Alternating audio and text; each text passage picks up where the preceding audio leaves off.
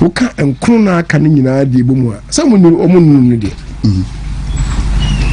enkro na aka no komu de nyina bo na omunu ne de nti really no na chese sasem no anya no kure afi enu no ebubu in fact kuma se ha mp ba ko be ka say Christopher wa nyina se yempe no and there's no truth in that no me ba yi ayi omo a o ti e fia no papa o ba shantu je e fia no papa ne ko campaign no e bi am refie no be na ju 10 you come and meet asofo mpanimfo tell him say the engrofo kano mamunti na it's not coming from them nipa bi na bom tu no moka na mu de the friend saying enye no kre nti on their own stay focused na nyamia amodi amosom no na Christopher som no amonim say is no respecter of persons nyamia respecter of persons and religions yi ensema no no aka Christopher say Isaiah chapter 45 we read it from verse 1 to 13 Israel for one crossum nyame kofa King Cyrus ono no Persia ano okodi omonim liberate womo from slavery back to Israel to rebuild the city of Jerusalem. King Cyrus sana onye Israel ni onye Jew ni yeah onye circumcised yami yino ede ko yesa ejwa no we de ba mi ari Ghana ni o nti wono yami ntimi nyino mfa na emedi oman anim. What does the numbers say? Figures are onyaye as compared to the previous elections, so that omomoye argument, the narration that in a krumufo and tuamano vote I expect in Kano the last elections at say as compared to the 2024 elections. Oh minia say ebi kase the krumufo and tuamano. Yes, first crowd was Zungu for Kazi Zungu for Zungu. But say was what the Zungu for Beba. Zungu for Nantuabana May. Again, Oma yes, no. I said, Obudi, I send me see to Manuaka. Otherwise, send your worker say, will be say figures, no, saying a situation. So, okay, the party's performance in 2016, 2020, 2024 year. Who say the Zongo communities no, on the average 2016 we are now your performance no, they were around 20% of the votes in the world. 2020 about 28%. So 28%. We have 30%. 2024 national average of our performance in the Zongo communities now I have 40%. Oheneba, my catcher will say 2024 no. I want to abamaye. What do you compare 2020? 2.1 million na metu abamatu. The enco for 2.1 million no to abanwa. Zongo communities zibio. Yeah. And kasa 40% nimbo enya no. To all intents and purposes, kibit makoso. So, your best performance in the Zongo communities, no, 2024. They say, "What if I can't figures now? Like, you now, so Zongo for Antuaba, my evidence." And say, "You know, back so I can say, maybe I will only one Zongo station or 1 year and I will foot. Or no workers are no, the constituency, the crew. Na Zongo community na wono Baumia had one. Enti sasa wono mokano na nyana kure. Afi yesi oni krum for kranto abamana. Ni krum ne hini. Ni krum ne wale. 276 constituencies are wono. Na catcher say in fact regions ni na ampo. Regions no 16 regions no. Baby ye votes call from Ashanti region. Okay votes are Inyaya 2020 no we compare 2024 Asoti by 430,000. Nipa empima hanaya eduasa. 430,000. And Anto Abana. Greater Accra 570,000. The Accra ni Ashanti region. 1 million people na Anto Aba. 2 regions. Wow. 1 million people na Anto Aba. Ano ye be umiasem. Ano ye be umiasem. 2 regions, no, 2 regions, 1 million. But the region, only region, you know, northeast is the only region 1 out of 16. Amunya 2020 results, no, na Wontumi san peje mu kakra. Northeast region, on peje mu, I think 20,000. Entire region, no, about 20,000. Now, Oshe, in the constituency, Wale constituency, 276 constituencies in Ghana now.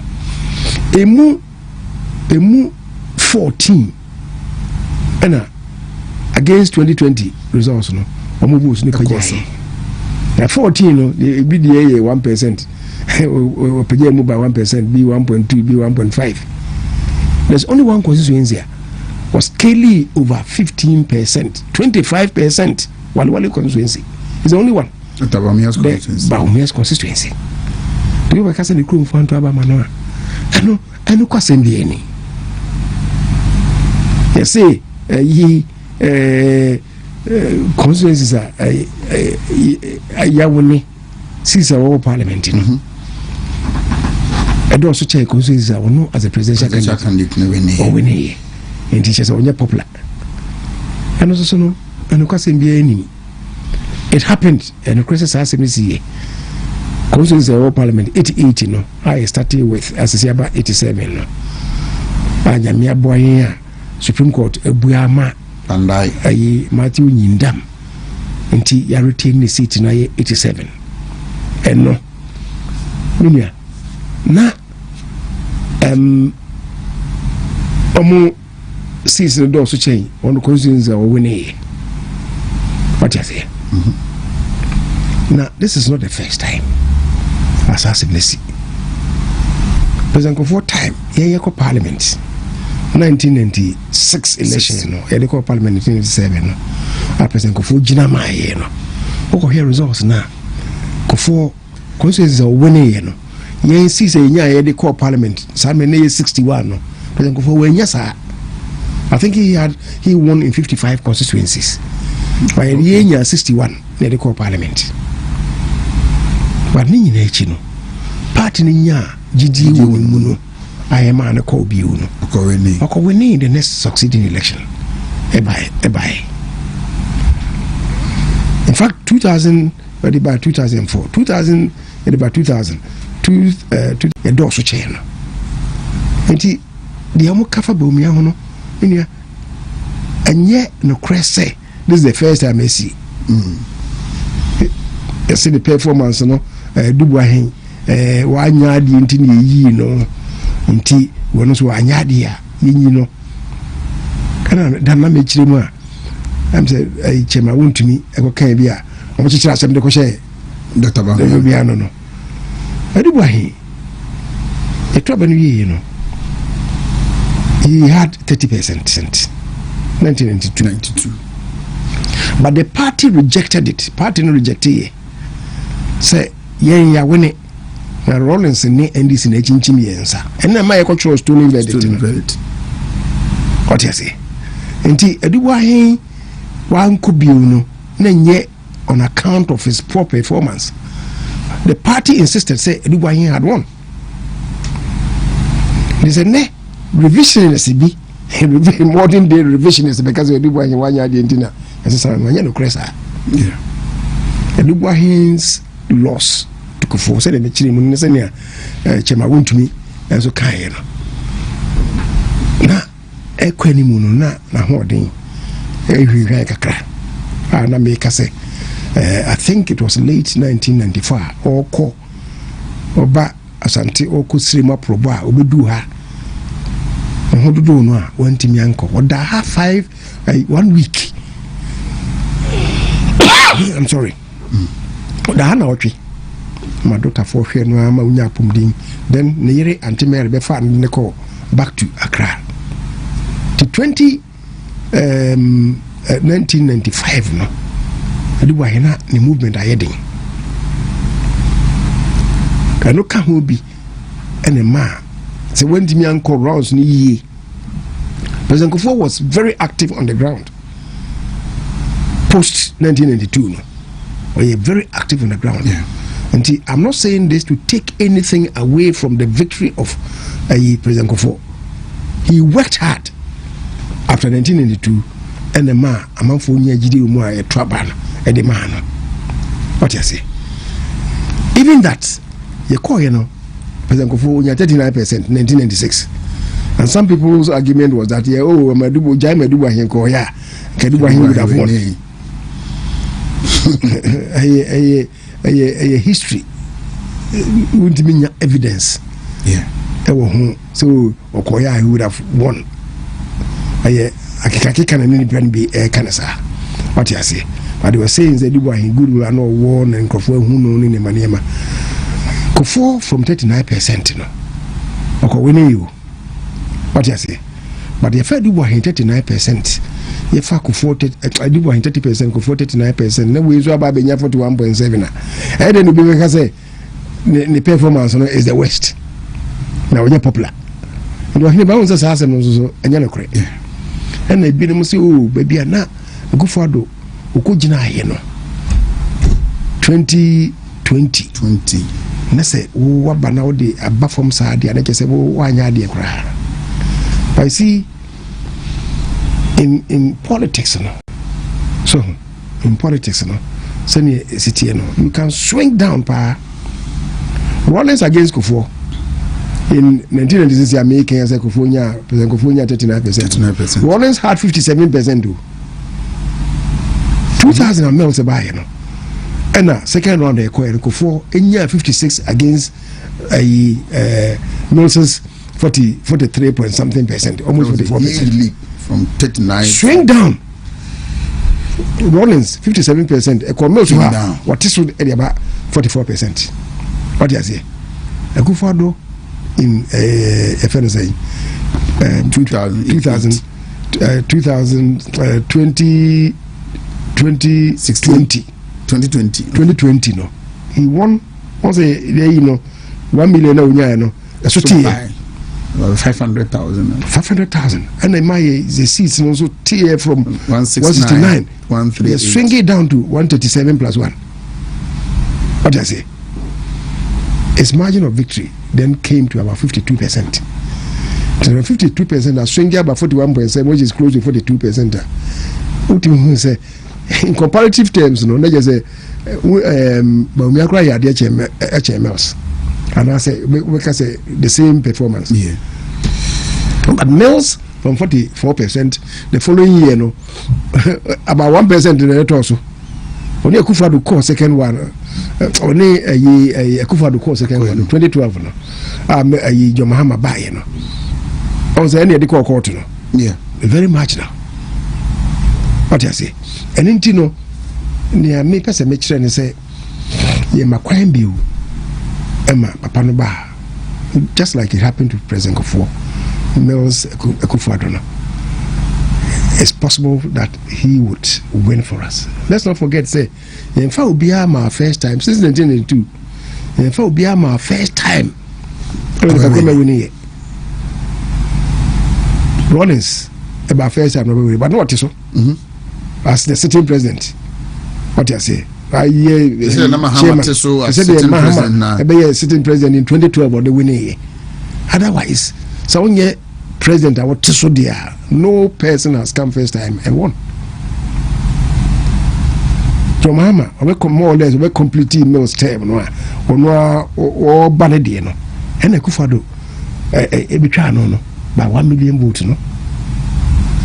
What you say? And it's a way Abasa. We can bounce back. By bouncing back, I say, send your maker no.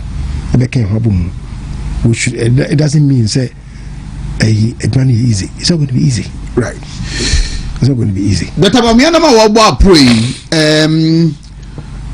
Adeba kwa kan wasem say report amomoye from the region national there no identify as one of the reasons e ma elusu ye na say nya that voter apathy no eye ebufu a ebaye na the contribute to ebufu no eye edidija.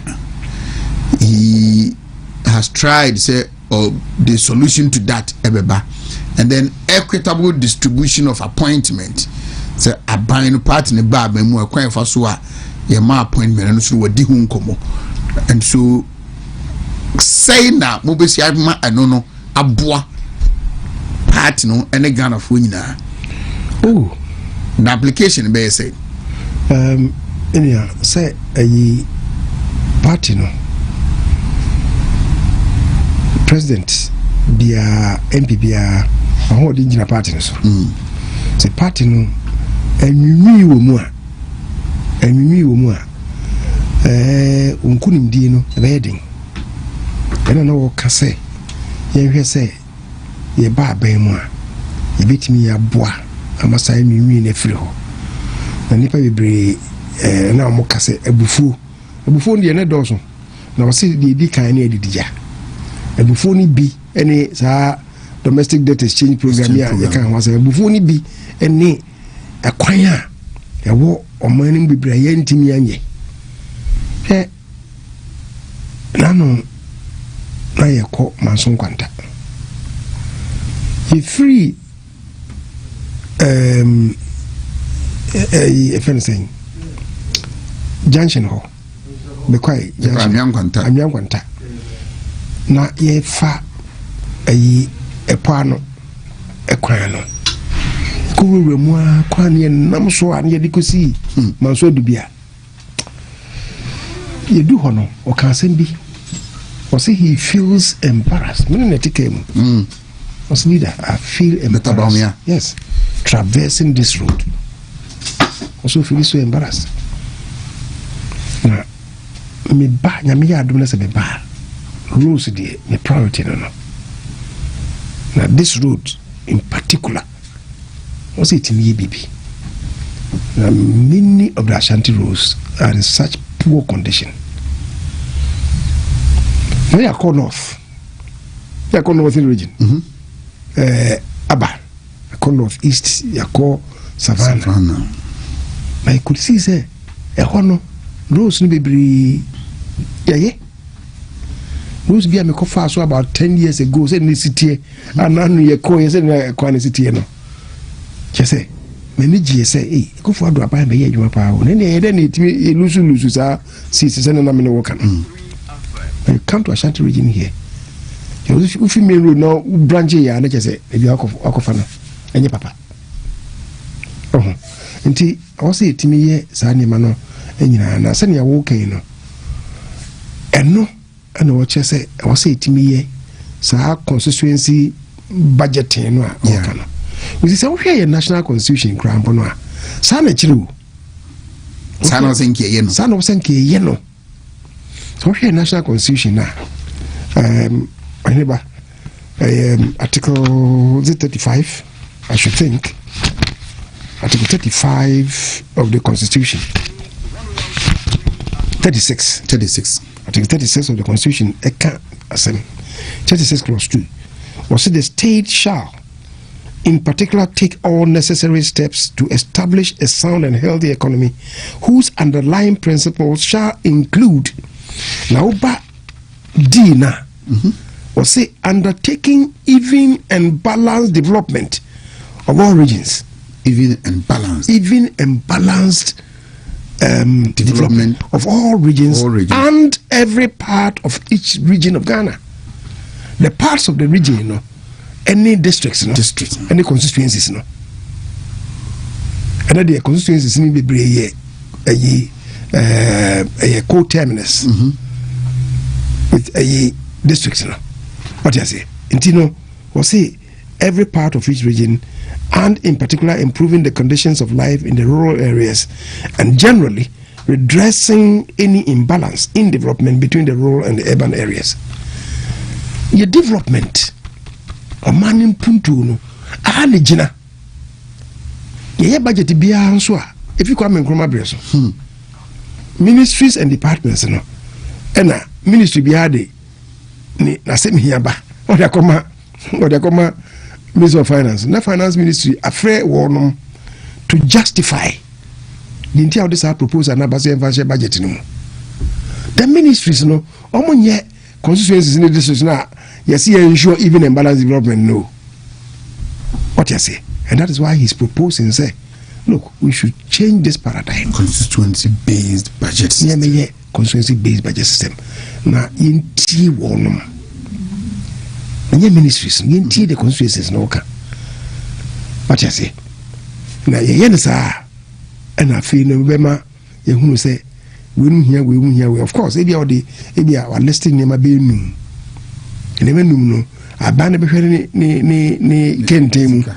Who is no sika yi de ndimi so nyeme nim nti ne yemfa one yi ne enya no afiwe ema constituency no this constituency din dia ba wodin dia ba and once you do that it will mean say every year no there will be something going on in every constituency bit me identify say if so menya wo budget no afi eni what you say and we say Sadina obeye no iwia obema the procurement of goods and services abeko sadini mu no was obema constituencies na local people yabeka ho the local contractors beye the supply of goods and services just a bia every one capacity so and this idea was a cow so yena sa adwuma no ho then what the local contractor naka we are obefa enipa wo no ma ye adwuma no so if it is physical structures be no more ye kwan ye dan ye sisi a enipa na wo no ma fa wo no mo ye what you say ndi we are mpundu na koso sika no aka ho adwuma no nso aka ho na mo bia nya aban no ho mfaso that is going forward na sana wo se hye nema emano ye so now since independence yenya sa you constituency that said this is be ha be 4 years 5 years na onya aba no ho mfaso bia and no nema nkrofo free inkrase ye be kuma se be pedwuma obra no edwuma bi ani ha adiensa na mo dida basabasa enen kran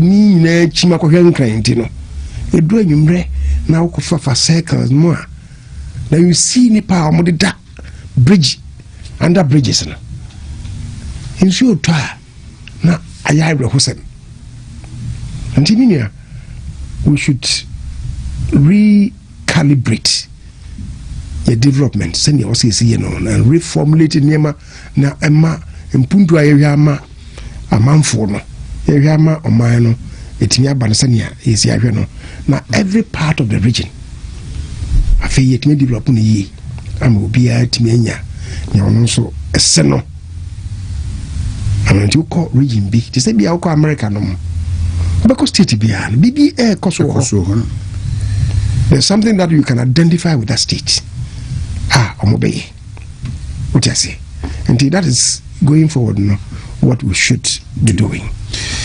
The database welfare system.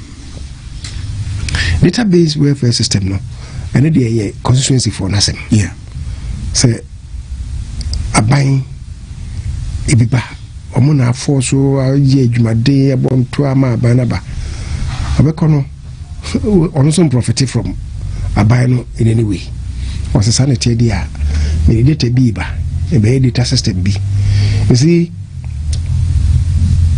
say ankasa ko constituency bia yewo officers of the party from the polling station could be upper party ni mo akoma party no since 1992 ibisine onya bibia vi party ni mo betimi den sa kase me party ni me eba ban mu no ebia se me mpo ni manya mfaso me ba wi bitimi nya mfaso ma no so eba no bia obomodin wo university pa and I say senior high or university na heading amame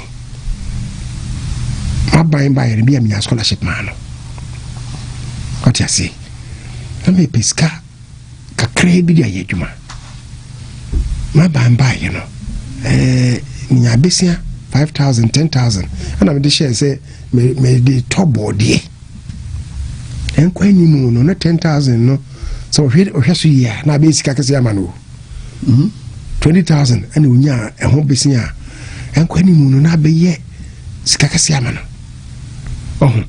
nti kakra eno na no ka say ode obeyisu data me yetimi de aboa amanfo a omoso aboa ama party no yetimi aba aban mu no so nya aban no ho emphasis. That's all that there is to data-based welfare system now.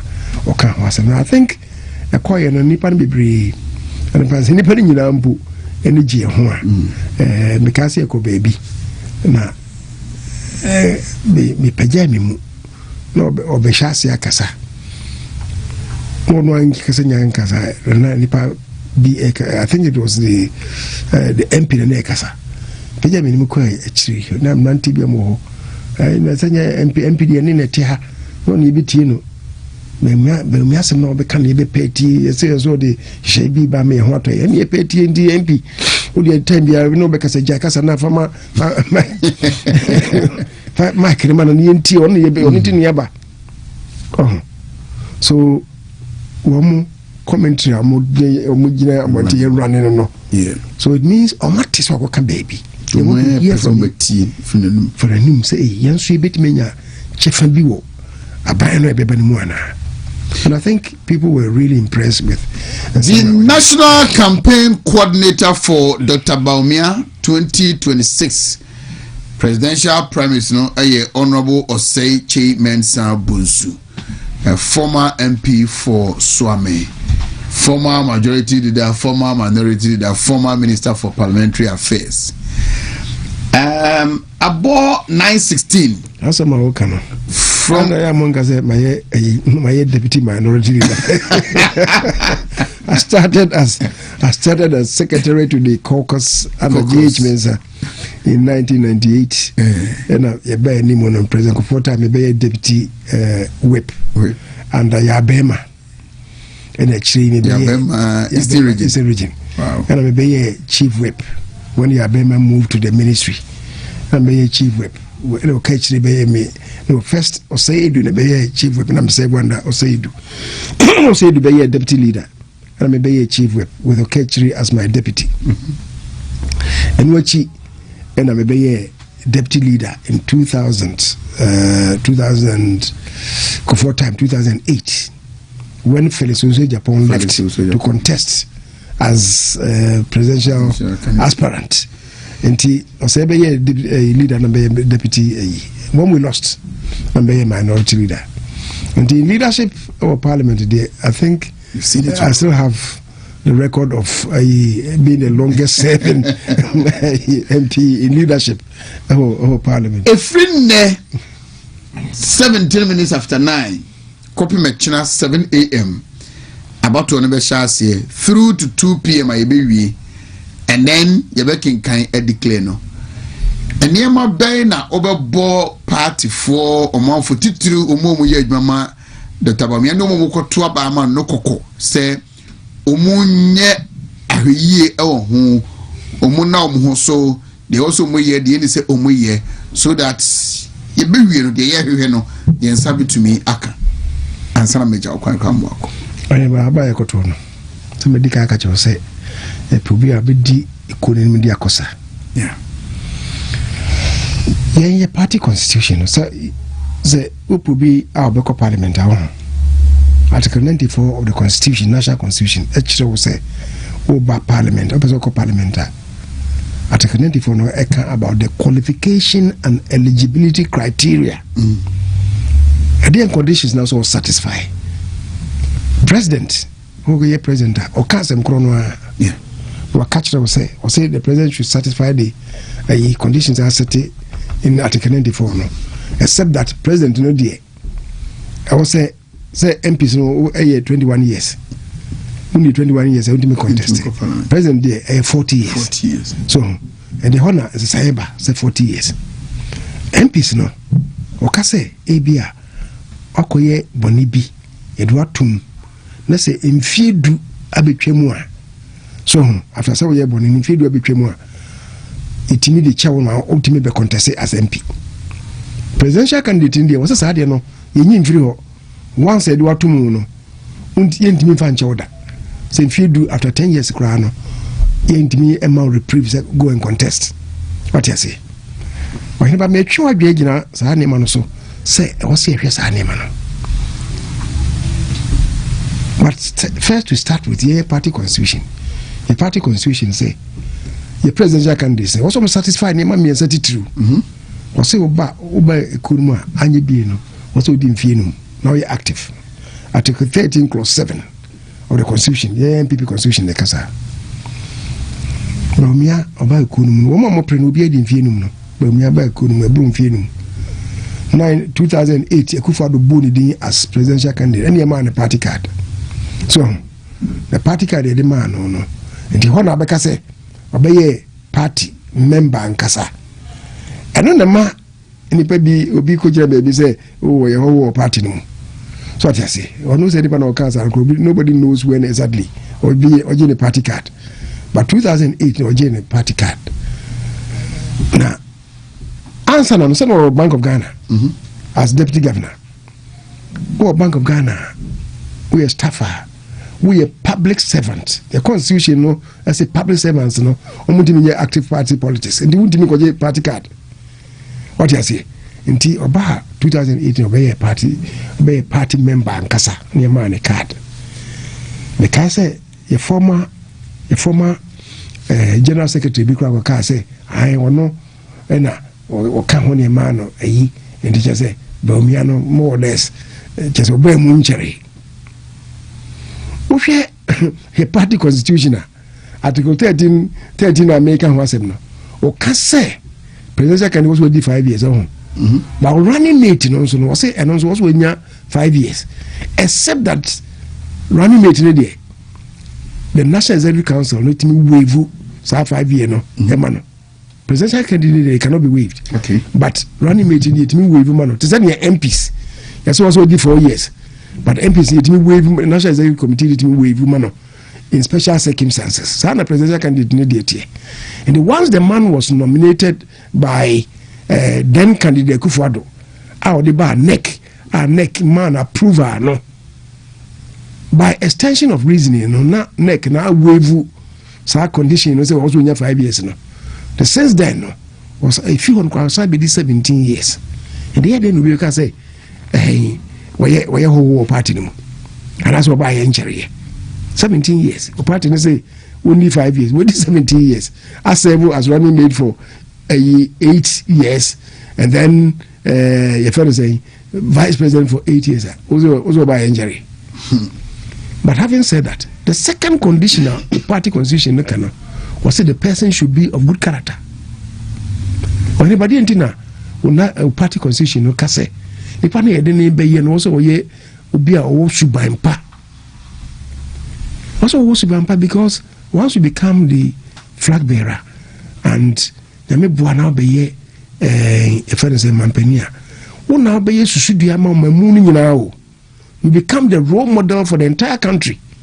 That is why I say and then Emma suban no also suban ye wo suban pa Bawumia me de medine chi no ni suban no brofo kasem no impeccable without blemish wakani pabu wa ho brase odunipa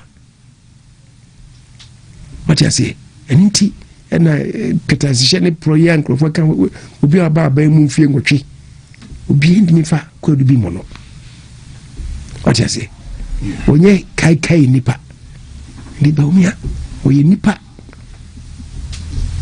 The next one our party constitution no kana or say nipa no I say it should be in good standing no the party constitution echire mu mienu or say otua o dues otua o levies ni nema what you say the other strand good standing no say also projected the good image of the party. The Bawumia ebi obeko beka se bia no obo party no ho dawupa opeja party no ni mo nyam kosoro onye obi a odi ntitimu bakuo no mu okase bia okanipa bom. That is why yemu bi edi na chia ye bon ho dawupa se nipa we ne betumi aboye. Wohwe ye national constitution so a Oheneba the national constitution no ye dey aban hye wonsa ene ma wo so ye no wabɔ no tofa o constitution mu a akugu baby a friend preamble no mu the preamble of the constitution ene ma e do ma no hye wonsa wo so ye ene ma miensa wo say the dikai no would deepen the liberties of Ghanaians also the emra ebe ye dwuma ye toso mienu or say you should create equal opportunities for everybody. And the third one was the economy also managing in such a way so the prosperity would the mpuntu be bani pa bra bom no man mu sane me and the idea mu drew obi a odi sade memma no a wo hwe ni pa ko nani so the vision of the person. You are looking at the sheer competence of the person, the competence level it is saying. You are looking at Nippon experience in governance. It is saying, we have a track record. A track record, you know, a year. Say, Niawaye be paying about Bemuno, and dear Neman Wabe. Here, Mrashe Benia, or Memu no Manchire, ye dim ran a ye, yem rebino, what we are children crowd and the saying. Who unim dear Womra Yimuno, and the saying, we am Rasha Beni. Any of the church of mine. And you see, America, no, America is a flagship of presidential systems. And in Tina, we have 3 Enipami and Sambia, America, they be a presidents. 1 year congressman, Emra, only 2 a year governors. Because they try on man on baby, yeah, such a tremendous here. The 3rd group near vice presidents. Among a year presidents of America. To have a frame on only Sunny money means any no fame. And I was a confirm. Would I come with the main cancer? Open the car, I'm not afraid, but I fear so much more. Any Donald Trump. How is he managing America? Is he scattering America? Is he trumping America? Or he's trumpeting America? And the German America for right. What I say, indeed, so if you're women, woman, media, Baumia, and this was doing send a mechanic vision. The competence, the dear, the experience, the track record, the ingenuity. Oh, so I send you a basin with Sidney home. Ye quite which them was no, you have a good for oil, go purchase him. And I say, I be boy economy have my economy no, a view. Agenda 111 near the zip line. You call, none you call drop on so. You call drop on so. NDC chairman or drop on so. You call no. Or be Bob Panabaso. Say, or what can the ba? And yet, zip line a dear drew a buy ye, and my treaty a Kurana and Canabani. The NDC chairman. Until a Bob Panabaso says, Niawayi, or Danase. I mean, Shirano. We went up north, we Yasa, and 70 brave. What you say? Somebody who can think outside the box. Aba, na, you say, oh, you be and Negana ha, ye, mobile money, said, ye CDE. Who you see careful bank, Crabato, mobile account to move, you careful mobile account to move, Acco bank account to move, we from a friend saying, Vodafone, and they are called almost from the Celtel, Airtel, and Telecel. Oh, yes, I am money in Hana. You need to create a platform for the banks, any telcos no any fintechs no amasa groups no nya common platform as far as the transfer of money are concerned. Obey sadie no segment mobile momo agents expansion in the momo obi so be medjuma be 7,000 you say mo ye money no so but segment or the buy no mobile money agents no momo agents no I increased it 2018 as of 2018 and ye be yes amra no ye be yes ABC 2024 when we are living 2018 na momo agents of Ghana ye 107,000. By close of 2024, no more increase it to 900,000. What it means is that I dream back on the Juma and Pim Ahawajana Abba system. No more. Na policy will be foundationed on law. Emra. So Emra should be beginning as a Ube Pebia. Who pedigree in parliament and saying, Emra, what you say? What I say? What's your contribution? Oh, parliament contribution not the same. Oheneba kind of preamble, no be kind J constitution.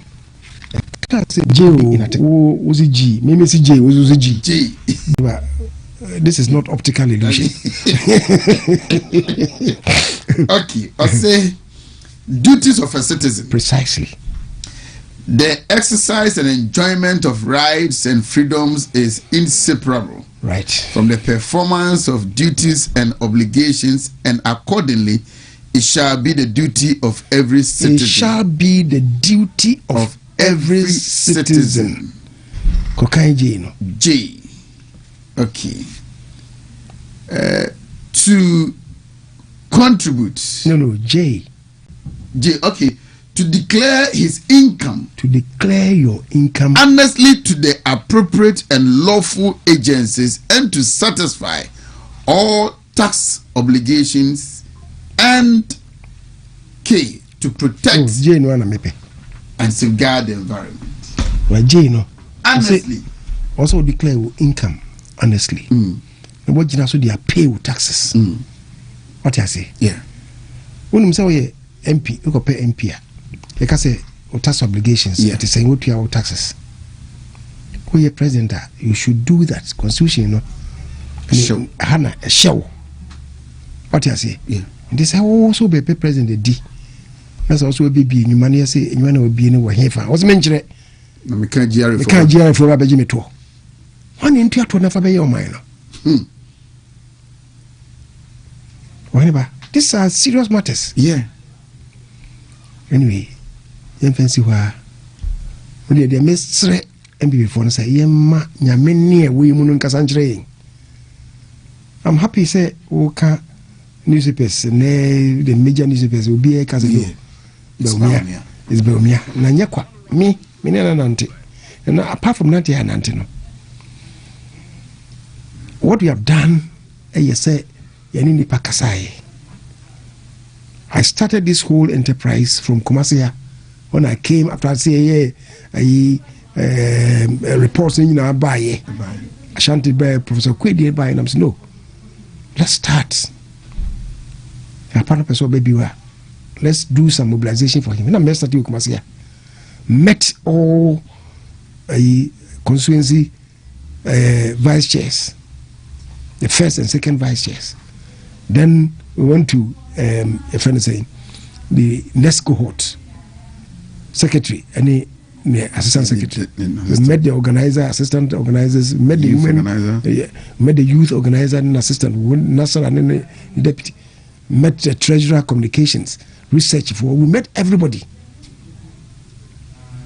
You know, and they say what is called deep dive. A constituency for no akasa electoral area for no account. We went there and did that. And the age marshal must say omonye canvassing for Belmia. And I feel a deep dive. I feel a call any electoral area by electoral area. You know Mukushi. Spoke to them. You any say I feel profiling. You hear or more constituency biano. omati Bawumia asem na yeto aba ometo aba na mano. We did that constituency by constituency, the whole Ghana 276 constituencies ni na.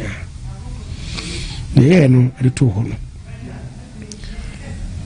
Yeah, a second one no echi ena Samira Bawumia and so by and a sanko ye second profiling baby a Bawumia no ankasa akọ we free hono ya sanko ye third profiling. Ashanti region is the only region ya baby a Bawumia ba okono we free hono yenti bi anye post Bawumia profiling because oba wie no say na nsa na wie na enra and na wuntimi nye. All constituencies we have done so. Now I can safely tell you say Ashanti has you know na ono unyama you know a year profile you know Ashanti was 71.8%, almost 72%.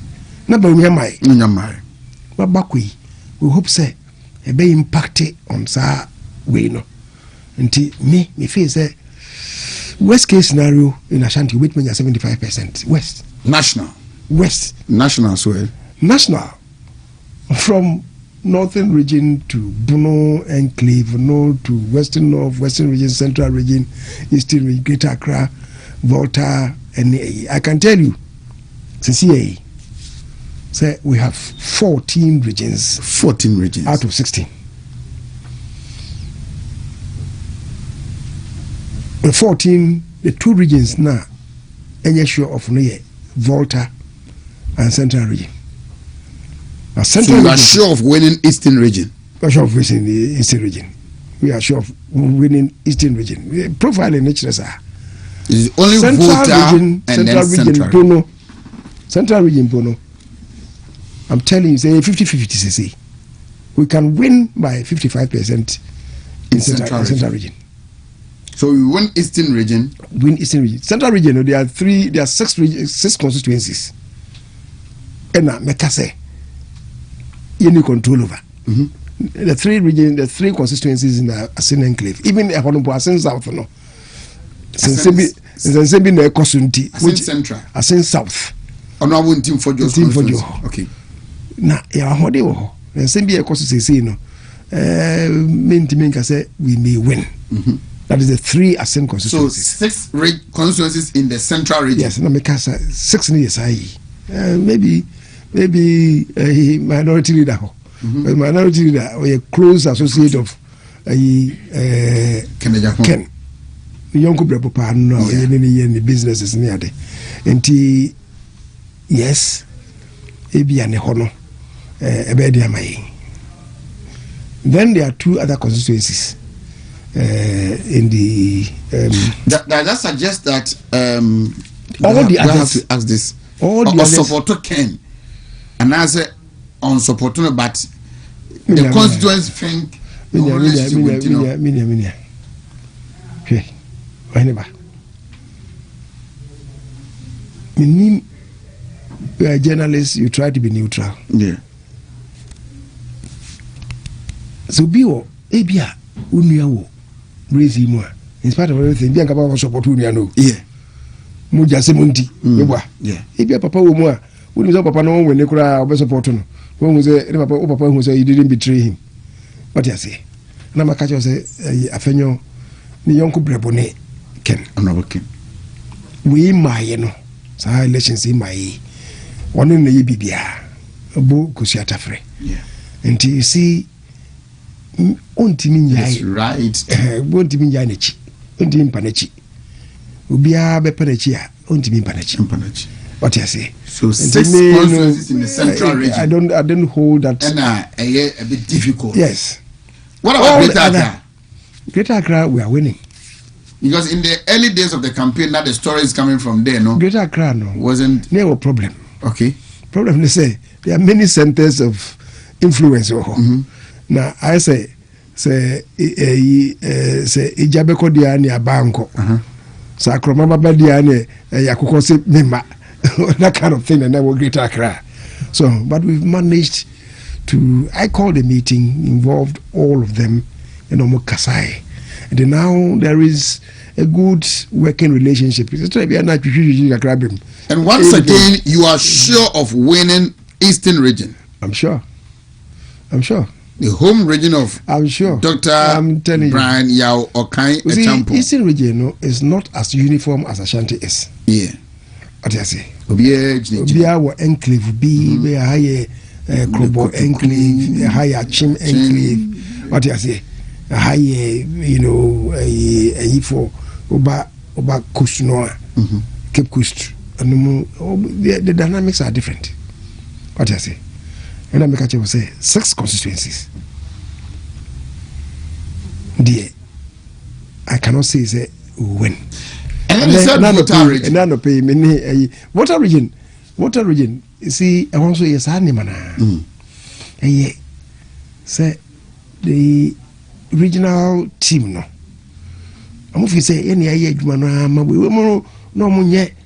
they were against Belmia. And I feel no matter say we can't even trust them. They are call people they be Juma. But some of them very clear in their mind. They wanted genuinely to help. Because for us to trust in Tino, because be able to be their call, that kind of thing. I don't know create problem with water region. Am I in? 14 out of 16. I'm telling you. Percentage nationwide. Before Beumia and the Ashanti, I would say that answer the Ebeko and the call regions need be a factor into it. Now the call about 65%. 65. About 65%. Now it didn't include 4 regions. Greater Accra. Northern region and Ashanti region. The believe we say your factors are we we'll go higher. Above 65. We go above 65. So realistically, anything between 68-72%. That's what I'm looking at. That means tomorrow science is winning over prophecy or spirituality. Massa, I don't put any credence on a so-called prophecy. No, I don't. God does not double speak. God does not double speak. So then I'm not one side of the mouth, a kasa, one side the another side of the mouth, I can different thing. Say nyame aye nyina som no no a. Nyame kron na nyina som no. God doesn't do that. Then so as for no say nyame kron na ye nim no no a. Na one group be go say nyame say we na be wini. Na ru go say nyame we na be wini. Aye nyame say we nipa we na be wini. That's not the nature of God. The God that I serve, no, that's not his nature. Right. And then say no, many of them now done many elections on any amount of prophecy. No. This country, individuals what they need and elections. They must and pay their moon here. Now say I don't believe in that. Me Gideon say Nyame ofrewo Oheneba Nyame frewo na omane difo ebe ka kire wo say Oheneba Nyame say obeye wo odifo, right? Now sorry, one step out to go and work. Now shawo demo le bia bompa ye chine kom eka kasafufuro wankoye adwuma obema nyame ayo trofo. God's calling biampo involves hard work. Ofre Abraham no maybe out here free ho your comfort zone if you ko okrowe so koye adwuma, I'll bless you. That was the beginning. Obia nyame be friend bia odi adwuma hye nsa koye. Alright. Enti adwuma ya ye no no say nyame bi hira so. Na they make catch nam they asre inu nya say all this no. Obia ono so Obemu bia nso yɛ MPP ni o. Obi a ɔnso bɔ ne nto bia yɛ MPP ni. Otu bia yɛ say sa akomfa obi foforo a ho. Ya na yɛ ne so wa benchen nkɔfo dada.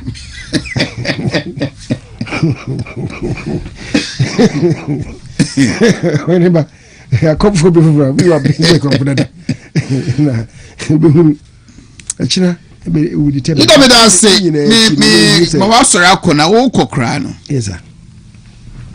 In this campaign, and someone abamibia no she be a direct attack. The former vice president unkasa oniano constituency bia odina okasa wan kasa anye 1 hour but omo ho wa on nyewe in his closet onne ntewo onne din komo has there been a time that obidi hu komo ahano odia wo hu how he's being treated so that or your whole near the day. Does he complain about these things? Oh, make I say, we discuss these matters. Oheneba. So Okase bia emfa no hokra de anake say he has ceased to be a human being. Oheneba asana ya ye ne ya. Right. Sometimes yana you feel say the party has not been protective enough. Maybe why if it's a party no anya strong, the center anya strong and set rules no ye amani pe bi tra red line yen kan bi ankyere wo hadwin ba me fi say baby edu no wo say manage ya manage ya they be dressing ade be do see e china na ye wie a enkabo mu nti no na fe ye hu se ne besi esisi ejinaye.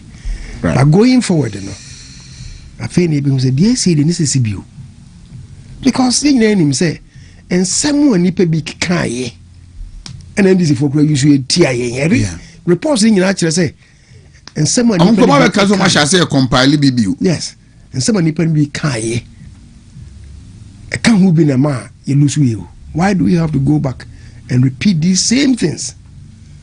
Me ever trouble no me call bui na me nua kuma a wo me fa ne constituency maybe me ko bia no Ahmed Ibrahim na Ibrahim wasemi honorable the minister for local government na we bia be fa bia no information centers e wo no asa ya bope omu nyina nsema nipa ne bia keka fa do bia ho no e na bobo na me friend no say Ahmed na na wo ye wo hey o say leader say me de menya we wo mo nkrofo na aka say be omia ye de man wontimi emu o mani onye ne kwafo ane me ni ade ndem de ne mo maka na me de medi ho adanse a kire me nkrofo say mo na mo kasa o say ba say onim say so nipa ne ka na nya ne kro o say no ntokwa de ni formula akeka nyina aka ho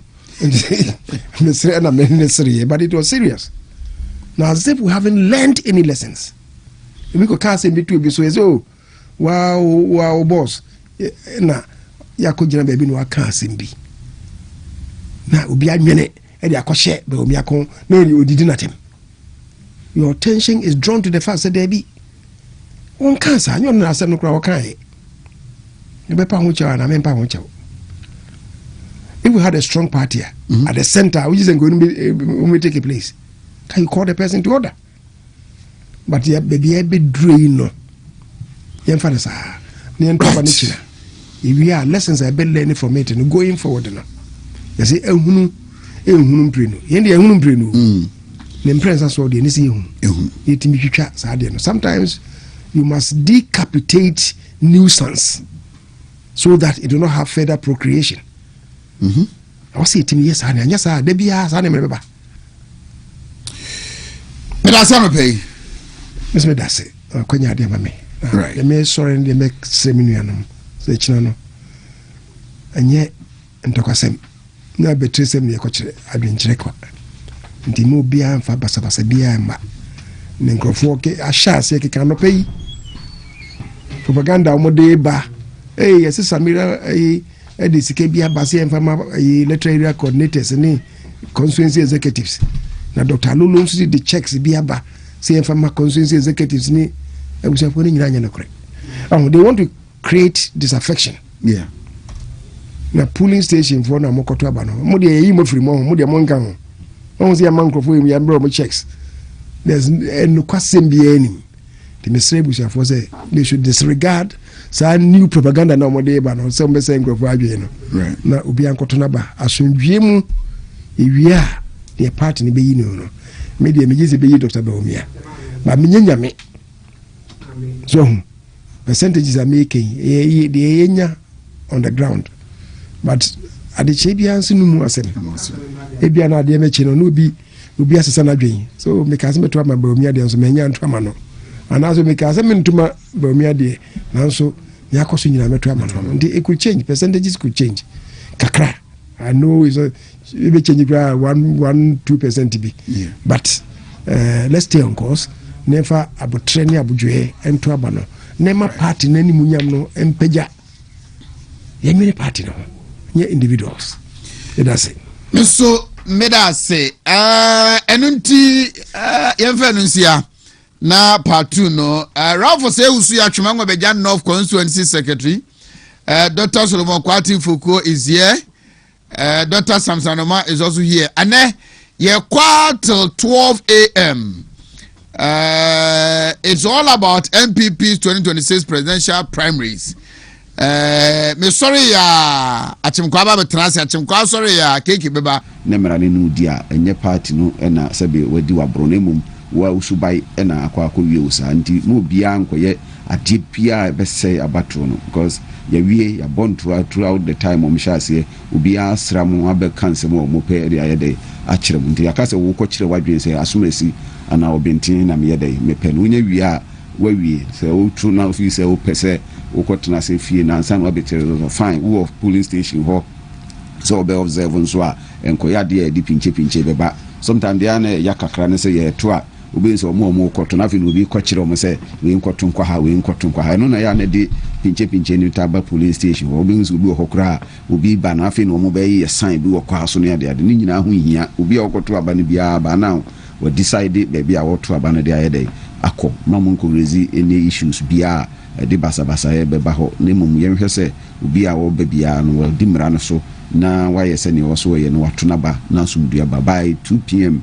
na ye hyase kenkan ho be constituency bia so mumuru ni pa be sɛ 1000 enni be wana ya kenkan bi sɛ de o mo aka no sɛ polling stations a edoso no constituency a o mo abom no in terms of delegates no do o be chichem na ye nsa timi aso so ntini nyina ye hyehyɛ pa me ka ne sɛ committee na ya Oheneba mo de tai elections no echi inu nsa so bie beba ye wogidi se to awie no ne ye candidate papa ye de ne kwabonti o manfo begina tum Ayman Machi Ayba mi joso ohoye Erade adum ne abusia fo mpa bo me hoye great ngidi so hoye amena dum okrai boy ho ban wa heso ma me fanchia e ma wankasa me fanchia ma Rabo akom na mimpanchia ma obusia fa o majemre ehwe untumi ekidikesi adobenya mimpanchia ma MPP ye delegisa na mepa china memeda womba boa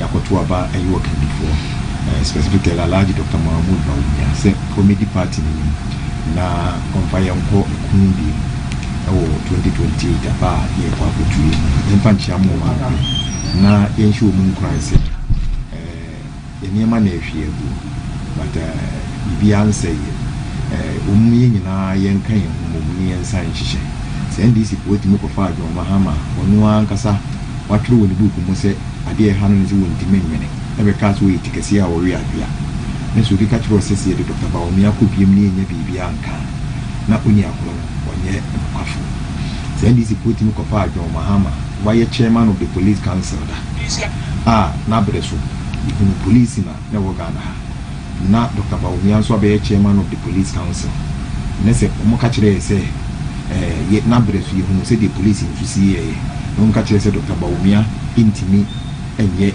titi de dwoma ma ye ni nya asim bia nka na omo boa say omo obi ka kire wo say John Mahama obi minister deputy minister of communication any minister of communication na breso na telecommunication company wo ha nyina ye ba akope na Dr. Bawumia e Ghana Telecom Board so kwa ni so be vice president be o pagya Ghana digitalization e de kokoduru ye no ka kire say Dr. Bawumia e be ye o mampanyini a ye nya asem bia nka no ni akọ onima asem kora wo ka so mo ka say yan ye ko ne ye Dr. Bawumia ko ne si nya asem nka ne se omunim omampanyin Dwondwama ni mama obaye omampanyin na bedi akiri e wo Ghana hada na o ka kire ye say ono obaye omampanyin na bedi akiri yan krofu bi na ama ne kwan ama na ye hwe no ono wo se ono watimi abaye Ghana mampanyin na sisi die watimi aye bibi pa na Dr. Bawumia obaye omampanyin na bedi akiri ototoye ema Ghana pagya ni mu ema otumi pagya gold reserve mu ade call baby ne omampanyin Dwondwama ni mama ene ne nkrofo ahase sika no eton die no wo mumum wono Dr. Bawumia ne qualifier na ene na oni akodo ni nia wo ne panchi ama saa abusuafo ni nyina Oheneba ma memfa enchiama na na adanko akufuado wone omampanyin dada His Excellency John Ajikumpo mpanyimfo emienu enyema pa omoye ma o Ghana ene enyema omoye ema MPP amanyuku ntina wonyame ekira wo mu ama omunkwa na nyame de ma omumpo no omu atimi adi atoa so a ene omune na mfie eduowotwe ene ekire ye na nyame asemu omu ye nka ntwom se de omoye ma nipa no se nipa enyamfa sidama omumpa onyame a o hata so eni aso ewo gidie se omano asema omode aka kire e na danko akufuado anu asema o ka kire se ohun obi a oyesomfo papa a wasom no amene niaje echen Alhaji Dr. Mahmoud Bawumia eno omampanyin kofo adanse a odin wo Dr. Bawumia ho se Dr. Bawumia eye man a enipa shebre ene nkrabia ene de na bro man Ghana na obidi o mampanyini enema pa Dr. Bawumia no ye ababunu that time boa no ema ni timi edi bu Ghana ema Ghana eye krabahwe sa ewo na abremu no sa danse na wodi afa no huni nyina no ye ni so de wo mase ye bompa ye se boko ano a omoma no so no ene nyame aso ne nsa ede na beduru bebi kakra bi a kakra bi na wo hwiri abegina bebi o muntu gina no no so aba be ye bia me ahwe ye bu nyame mpa ye se omo ntena se na omumfo mani enso nhwe de omotete no kwan a ono nso ede o man Ghana be fa so nti delegates mo wo MPP mo nyina ye de adisere de ne ato mani ma lo pe se ye sere mo a nyame pa wo china mfa ho ne di jipa be kana uti the gospel according to honorable Akwasi Kunedua na no preach pa ye the last day of the campaign gidi se nyame no a o ma mapama so ede o mkosi be bia ye sa nyame no ebe ma Alhaji Dr. Mahmoud Bawumia so ewo na ho blase nti ewo ni papa ya waye nti ewo nyansa ewo ni timu ni sue hu odo a wo me nipa ahobrase a wo ene niema bebre a wada ne de tu hu ache wodi ama oman Ghana ene MPP amanyuku gidi se delegates ye nyina ya behwe so na yetimi aboa no se edru se ye kwa koyi BBC ne se nipa de wowo nipa de wonya nipa de obetimi de ama wo ena eye saa na ye ya ama kasa ye fere ne tu hu ache de hu ato nsuo si ye saa bia be na bi so kwa kopesika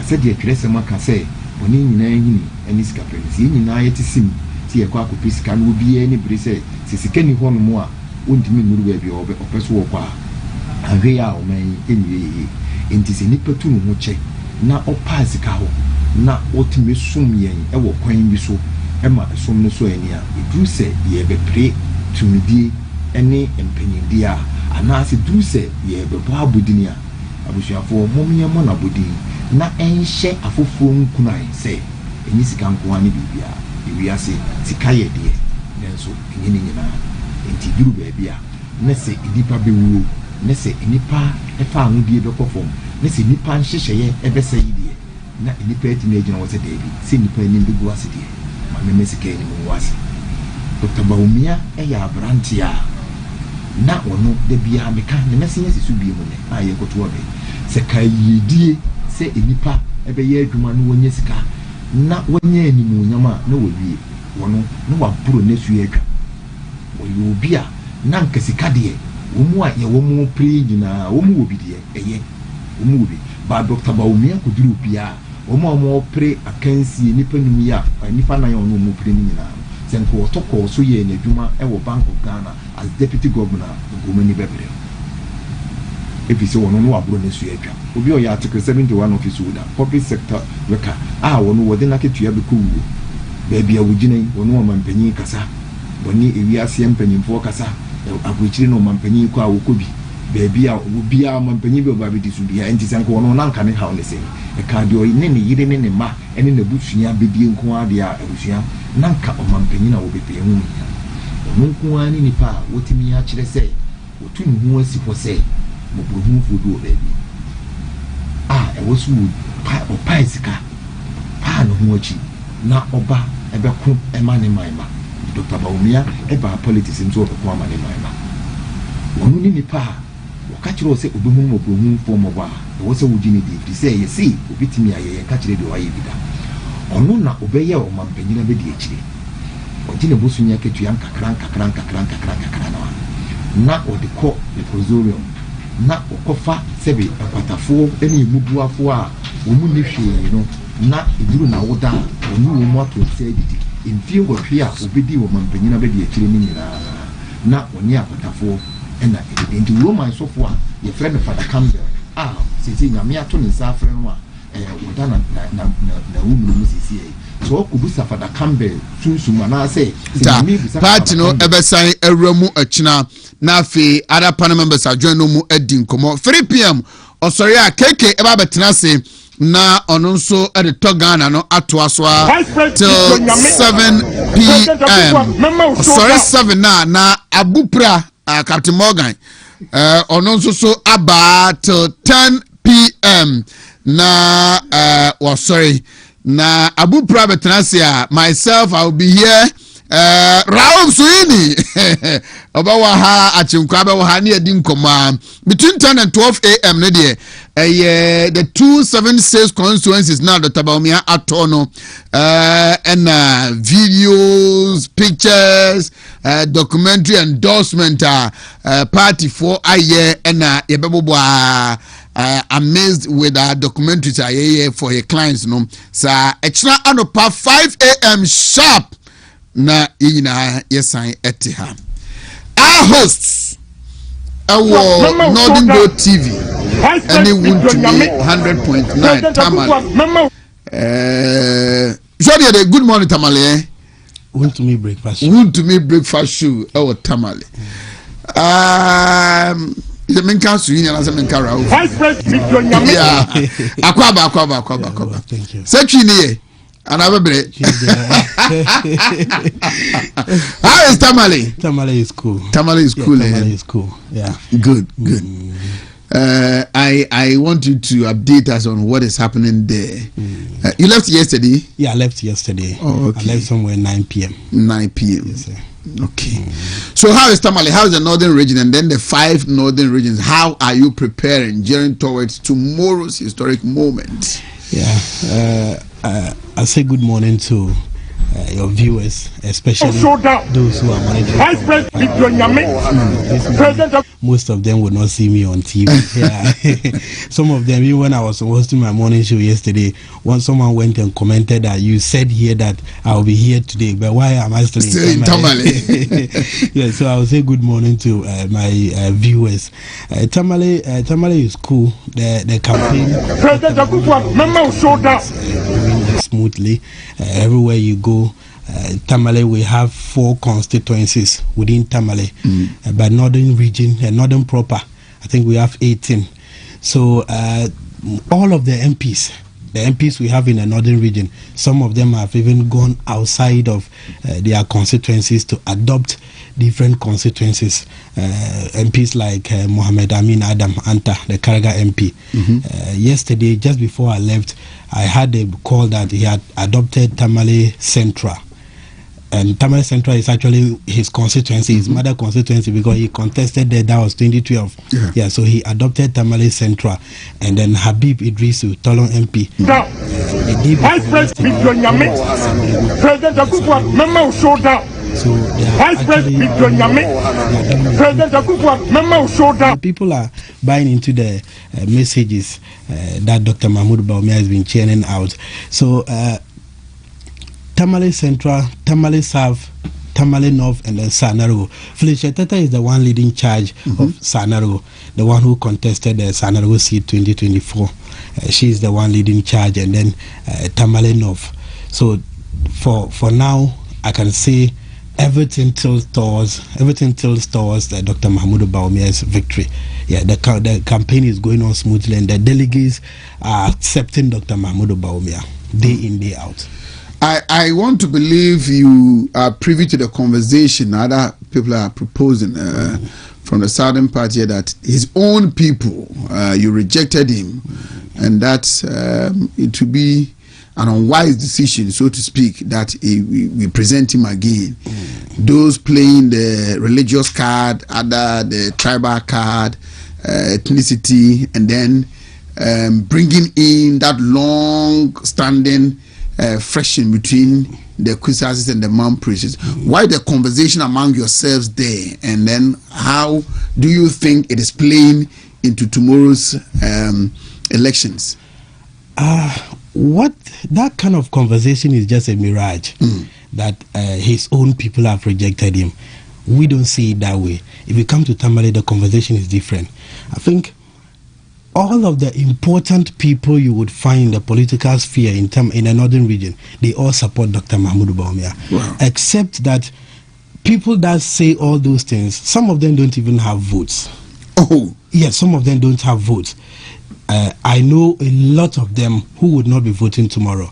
And those are the people you hear, they go and sit on TV, they go and sit on radio and say, Dr. Mahmoud Bawumia, even his own people rejected him. And one of their wild reasons they give that sometimes I don't understand is that someone will say, for Dr. Mahmoud Bawumia, he is perfect, but the people following him. I think this is a conversation we have in the North, that Dr. Mahmoud Bawumia is perfect. Even those who are not with Dr. Mahmoud Bawumia, they can attest to the fact that Dr. Mahmoud Bawumia is okay. He's a good man. He's a good man. He is perfect. But they have problem with those who are not even going to be on the ballot. Because you see the Northern Regional Organizer, Alhaji Rashid, COP, following Dr. Mahmoud Bawumia. But tomorrow, Alhaji Rashid, COP, will not be on the ballot. Even 2028, he will not be on the ballot. In fact, he is following Dr. Mahmoud Bawumia because he's a regional organizer. If he's no more a regional organizer, he's not going to follow Dr. Mahmoud Bawumia. So this is the message we've been giving to them, especially on Northern Go TV. We've been telling them that forget of those who follow Dr. Mahmoud Bawumia. Look at what Dr. Mahmoud Bawumia has. They say, don't hate the message. Hate the messenger. The person bringing the message, he's just bringing the message. Look at the message. Take the message. Even if you want to have problem, you have problem with the message, but not the messenger. So Dr. Mahmoud Bawumia coming, you don't need to have problem. You don't have to have problem with the people following Dr. Mahmoud Bawumia. So the people that are saying even Northern region, we rejected Dr. Mahmoud Bawumia, and the whole of Ghana, the 16 out of the 16 regions, it's only one region that NPP appreciated in votes. That's Northeast. Dr. Mahmoud Bawumia backyard. We have 5 northern regions. We have Savannah, Northeast, Upper East, Upper West, and Northern proper. All these 5 regions is a combination of different tribes. Dr. Mahmoud Bawumia is coming from Northeast. Northeast, if you go to Northeast, though they are predominantly Mamproses, but you have different tribes, like the Bimobes, they are there. Like the Chekosis, they are there. So they have different even Konkombes. Konkombes are in the Northeast region. So someone saying people are following Dr. Mahmoud Bawumia because he is from the North. Yes, he is from the North, but there are different tribes. Tolong MP is supporting Dr. Mahmoud Bawumia. He's a Dagomba man. Dr. Amin Anta is supporting Dr. Mahmoud Bawumia. Dr. Amin Anta is is a Dagomba man. Dr. Bawumia is a Mamprisi man. Come to Tamale. It's not only Dagombas. We have different tribes in Tamale, though predominantly we are Dagombas. So we are not supporting Dr. Mahmoud Bawumia because he is from the north, but it's because of what he can do. It's because of what he will represent come 2028. So for Northern Region, I have the belief that Dr. Mahmoud Bawumia is going to win in the 5 northern regions put together. Are we able to appreciate on the popular votes what we got in 2023 and then what we are seeking to get in 2026? Or because of what has happened, the results of the 2024 might play into it, and then even though we are going to win, we will see a marginal a shortfall. Yes, I see Dr. Mahmoud Bawumia appreciating. If you compare what he had in 2023, I see him getting more than that in the northern region. Because people that call into my program, my program, 99% of the delegates monitor my program. Okay. So I speak directly to the delegates, and they speak directly to me. Most of them say, no, they cannot gamble 2028. They would vote for Dr. Mahmoud Bawumia. Those that I knew way back in 2023, they were not supporting Dr. Mahmoud Bawumia. Today, they support him. Go to Karga. Yesterday, one of the callers told me that, and he's a delegate, that because of what Honorable Stimamua said about Anta, Dr. Anta, that the whole of Karga constituency, they have decided that whoever votes, if at the end of the counting, they find out that one person has voted for Ken, that they look for that person. Go to Savlugu, the same thing. For Savlugu, the regional chairman happens to be my uncle. Savlugu, the same thing. They have endorsed Dr. Mahmoud Bawumia 100%. Tolong, Honorable Happy Idrisu's constituency, 100%. So I see Dr. Mahmoud Bawumia getting more than what he had in 2023. And Yendi to the same thing. I think Yendi, 2023, there were issues. Yeah. There were issues because some people were of the view that the MP then, Honorable Farouk Ali Mama, said he would give Dr. Mahmoud Bawumia 100%. And in politics, a lot of people were not happy, especially the delegates. They were saying if they do that, then definitely the credit will have to go to the MP. The MP. So, wow, that's interesting. So some of them had to do what? Shift. Prove attention. to you that 2023 I was with Sankara Radio, Aji Abibata radio station. Yeah. So I saw everything that happened. Everything happened in my presence. So I saw what happened. Most of them said they are not going to vote for Bawumia because they don't want the MP then to take the credit. But today, as we speak, they are all back. Yeah. Which among the key messages of the Dr. Bawumia that resonate directly with the party people are they deliberating about it more? Is the polling station data welfare system. In fact, there has never been a day I will do program and then they call in and they will not talk about it. I think that is a brilliant idea, and that is what they are actually accepting. Most of them are of the view that this one is saying, oh, I have companies, but you cannot count even a single Northerner that works with that company. Someone will say, go and see my hotel. Even the receptionist at the hotel is not from Northern Region. So why would you give your support to this person? Right. So all of them are actually buying into Dr. Mahmoud Bawumia's welfare system. So I think the welfare system will do the magic for Dr. Bawumia this time around. Right. I'll get back to you, Ralph. Abusian for your host War Northern Gold TV and Menino Edi and Komono Echira. He will have his day. On no about the time of your meeting.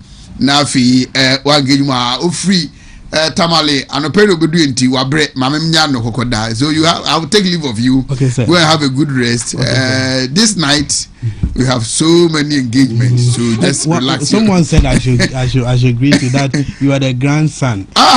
She's been my ardent listener. Wow. Yeah, there was a day she even called me that I should give the number. So I gave your number out. That she knew you way back. That you are the grandson. I don't know whether she called you.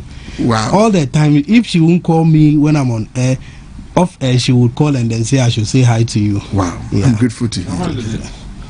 Ajia Asana or something like that. Ajia Asana. Yeah.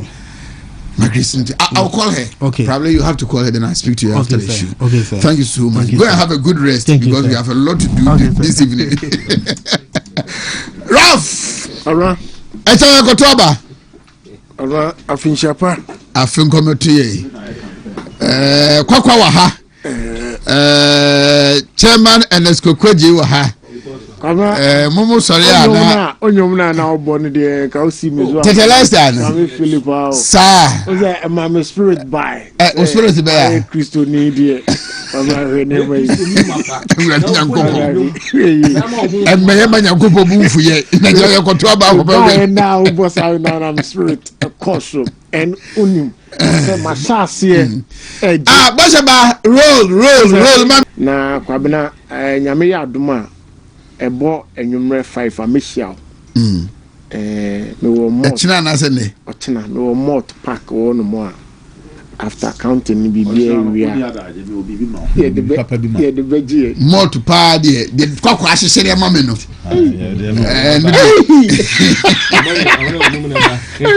bashaba akio de tosona kana me chia etifo ni ahwefo nyina kwabra ma memfa ntia kese pa ma me constituency fo na menda o masi in advance said o maso campaign ni mu no mani aso nkoma ye no omudi ye nyina kwabena o mafa ho na menya call o se Ralph ensure no china wo ye den ye beto awini en amamani aso se nsɛm a mpanyinfoɔ ne wɔn kan yɛn nsɛm a nkɔmɔ a yɛn ne wɔn di yɛ no ne nyinaa atɔ aso pɛ nyame yɛ adum a ɔkyena yɛ bɛtɔ yɛ deɛ wɔ Barakɛse Senior High School nti yɛn no a mekɔ hɔ mɛ ne police commander Boshen police commander ɛkɔ yɛ inspection biribiara ɛda ne kwan mu security very much intact onyɛ delegate now you're observer you need to get an accreditation. Because a gated area into Wontumi realm Abraoni accreditation. And now you're delegating so a walking Oba yes say a bebo electoral area by electoral area there be Oba you carry either your ANA card, voter ID card or party card and so a bit media bar and I'll passports and so a bit media bar. You walk in and vote. Opa we are watching a two no shipping.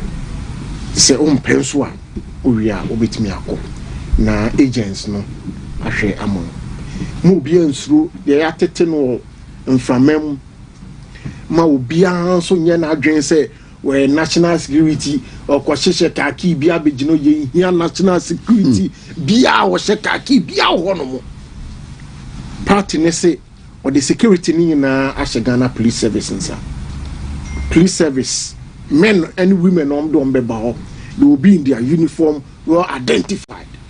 Here national security, khaki security for no maba, was a normal fomented trouble. Said the bear, Becase, see a kind. We don't need them there.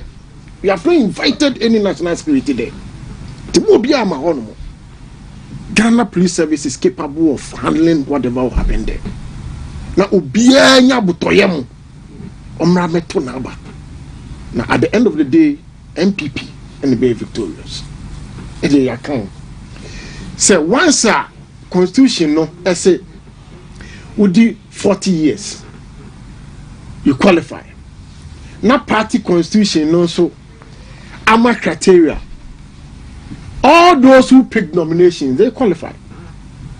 But as some back on me back constitution, me back electoral areas, no me no more kind. And the message to be able to say. Ọ̀nà nye bibia kwa NDC for almost over 90% ema jomama after 2016. Ebi a yɛne a sɛdeɛ ɛnamanfoɔ kekɛn kasa na yɛbɛka but ɔmo ma wiase nyinaa hu sɛ notwithstanding that 1 million deficit ɔmo wɔ no political consistency ɛtumi di nkunimdie ba that's why ɔmo kɔɔ so ɛto over 90% ɛma adwo maama and yɛnhwɛ consistency ne nti the effects ɛde aba eti obi a wa pick phone bia or qualify wa kana se we but the me ka kyerɛ mo ne sɛ see a person Ghana for who say we are unified and united behind one candidate there and now there's no need for us to share votes and yet mama to be more be now when you be and fine when you be and Debbie let's show a strong signal to the entire Ghana say yenina yet you be a message but you jitum say you kaya hu boom na yenina you type candidate back what ya yankun die na ya when 2028 no a bit easier it yanka ye hu among the 5 candidates he is the most marketed. He cuts across the middle class, the lower class, but they mentioned Dr. Mahmoud Bawumia. Yeah. And ma yen waste time be yanko na number 3 yanko to man because say ye ko to watchna bani wi na kwabena say Dr. Mahmoud Bawumia enya 80 to 90%. Nobody will tell anyone to come on board. Yeah. Say you got to abani wi na doctor. And all the acrimonies because indirectly the part and say FMPP for 10 be age now wa emu 8. I support Dr. Mahmoud Bawumia. And it will have effect on the broader populace. It can sound you be 2028 about 1 o'clock. Now the signal has already been sent. Yeah. Now say you ko chichemu dia. Na wa hwe ya. Ema omanfo na omo tweam yi. Nipa ba kwam ye nyina akoto nso aba ne. Ensu konya adwentata. Eti be shremo. Ochina enya afi ne ekwa justify your inclusion bi asa. We don't have time for any justify your inclusion. And enya yantumo obi said e be ya say 2032 say ora Bawumia ni ho a yaka say ono na ne ho ye den kakra nti emfa ne mra da bi. Let's go for the kill once and for all. Na yantu overwhelmingly ema yira Bawumia. Akwabena me campaign time no na me ko ba bi no obi busa me say na doctor policies are all kikano delegates no how does it resonate with them? I say man you see you called delegates elections you call national elections and they no work and no na delegates the person muti but he talked about this database as some who say kwabena you lose power and I hear baby who say say na police and military na protocols correct me ba but say na you want that database I will you say be so obi so aye dress one na be che there and party for na ni age ho say if there are going to be a database 1.3 say me here bibia you hwemo na say me so na aduru a ye de be mame a why should I worry? They say anunti pa na mintimin twɛn sɛ Dr. Bawumia be president. Why should I worry? Saadi nti. No kwabena everyone more handling charges. At the end I dey go no nim say say handling charges. E ka won sa no. Na handling charges. What's all the budget? It is here be what system be. Who say when no anya the whole Ghana asem ne e ka no. We are talking about party welfare, party people's welfare. and delegates no energy. Come me be na honorable chairman Sabonsu e kan about constituency a base a budget ayeka wasem. I want to say development studies no. You say obiane communication, yes, obiane how he sees development. Yeah. It is a good time being a better national honor. Now your plan is say, oh, this time around you could see chip compound. I'm a bia. And be a number of constituency. I'm a one. Your hospital referral can see a crowd one. Not you will be here. Kwabna, a dear a development mobile and your development mobile. Do you be here upgrading of Abia road be? Me could see chip compound. I feel the people will be complaining. Now we are bringing it to your doorstep for the people there to decide. Say, when, and you hear, oh, your district and your constituency, I see. Near the court national budget, I guess, oh, this year, you make my musay, and next year, I am musay. And no normal for an area. And these are a near man. Or more for any who say yes. There were things that we lacked. And say ne, you Ramamud Bomia, after storing, you young Shimu, you who said near way and uncle. Say you who say sad dear way, not mishap and honomu. Now you we have to bring it on board. I think the delegates are happy. And Ombeshaso Ato Abano.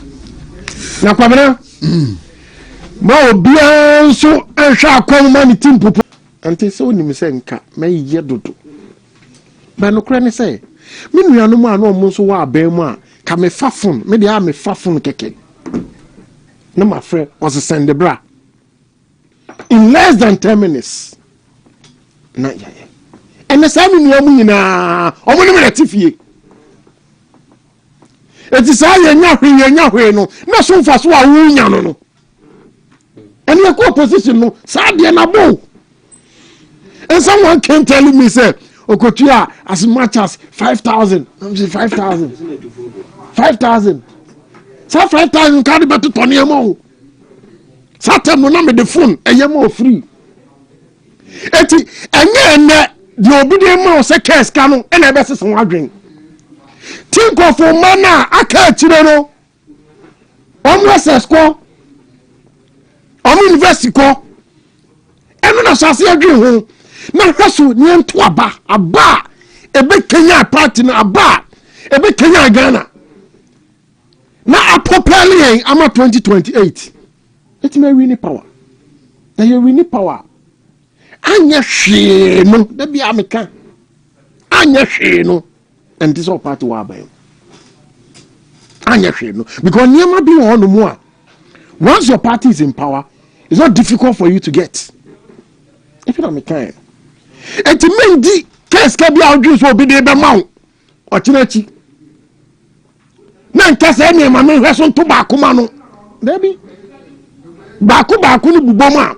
No percentage now make us here. I'm a Ghana for you who are dear Chino. I actually. And the case can do the mowa. Dana say, by your decision, I am making say, your person Ghana for you who say MPP for. Then you know your carbon and rally behind Dr. Mahmoud Bawumiachino. But say them. Now at least you be we know 80 to 90% there. Is there? And no send a strong signal. I'm a Ghana for so I be the HDB. Na mesrem we fie agro ni edi ya tete ebi ye bom pa se me ma ne nya no kure ba wa obeyo ho be ma mebre ne de wa obeyo ho be ma bebre ne wo kyan ne de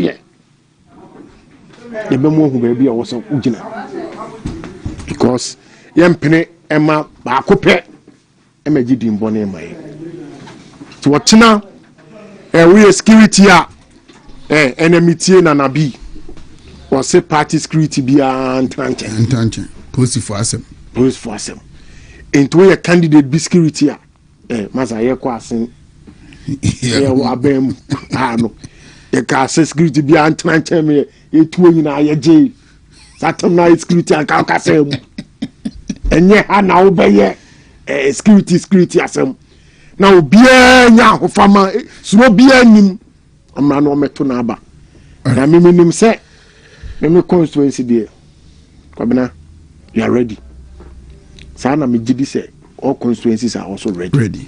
And kwabena Asante region we are making the difference and never shock your manfo the best shock your manfo okay chairman obi ensu ochena nkunimdie mention of to say prof mention of the oni tua woko ka chirefo say nanu ye ho na that we campaign cry Muhammadu Bawumia ebibi na duma na wan so muhunu the real na crowd no esitie ne sede ne nipa no esi eni ache say Dr. Muhammadu Bawumia abaye na so na mamenche watifo no ahwefo na menche a director enemy nyaso the director no say nya ifi mampon asante mampon sa hey when not go free Kovizu free mampon okay hey entra ye go say so we go call US na Russia say kwase free mampon na whether no adapt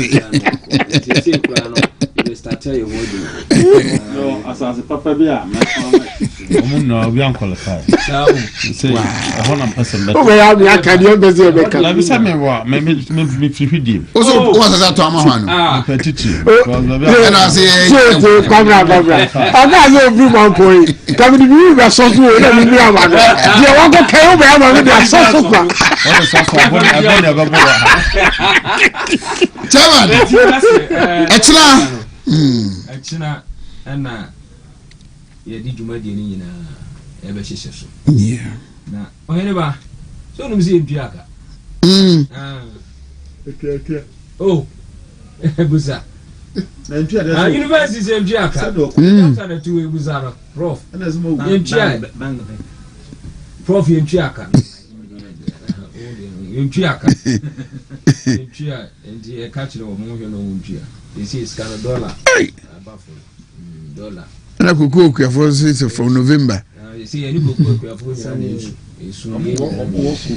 yeah Oheneba ubo bidiana mention no ho for time so mo frɛ na em sɛ menu ka so di kan bo ba ko so omo de nkra ma me sɛ on besere yini so obi a party ba e mo sɛ the party ne hyehyɛ no bi ato ho no uni ya o ba fa o card na party no a describe no o ba fa and I say fashion bag mu ne say the TV a fashion bag mu ne na fabra ti e besre wo mu obi a make sure say ne bibia obefa enya fe na be ga say ne me bu ofu me kofie esa e besre na aba no so no omo hwe say omo to a so say wo ye polling station executive member ana wona party wo say party na ni mabato uko basi ye ko chirechira abato a uko na uko chirichi we are not expecting say spoil ballot in the ba adini ye be so bia ballot e be say me ka me constituency ye pesi be hunu bi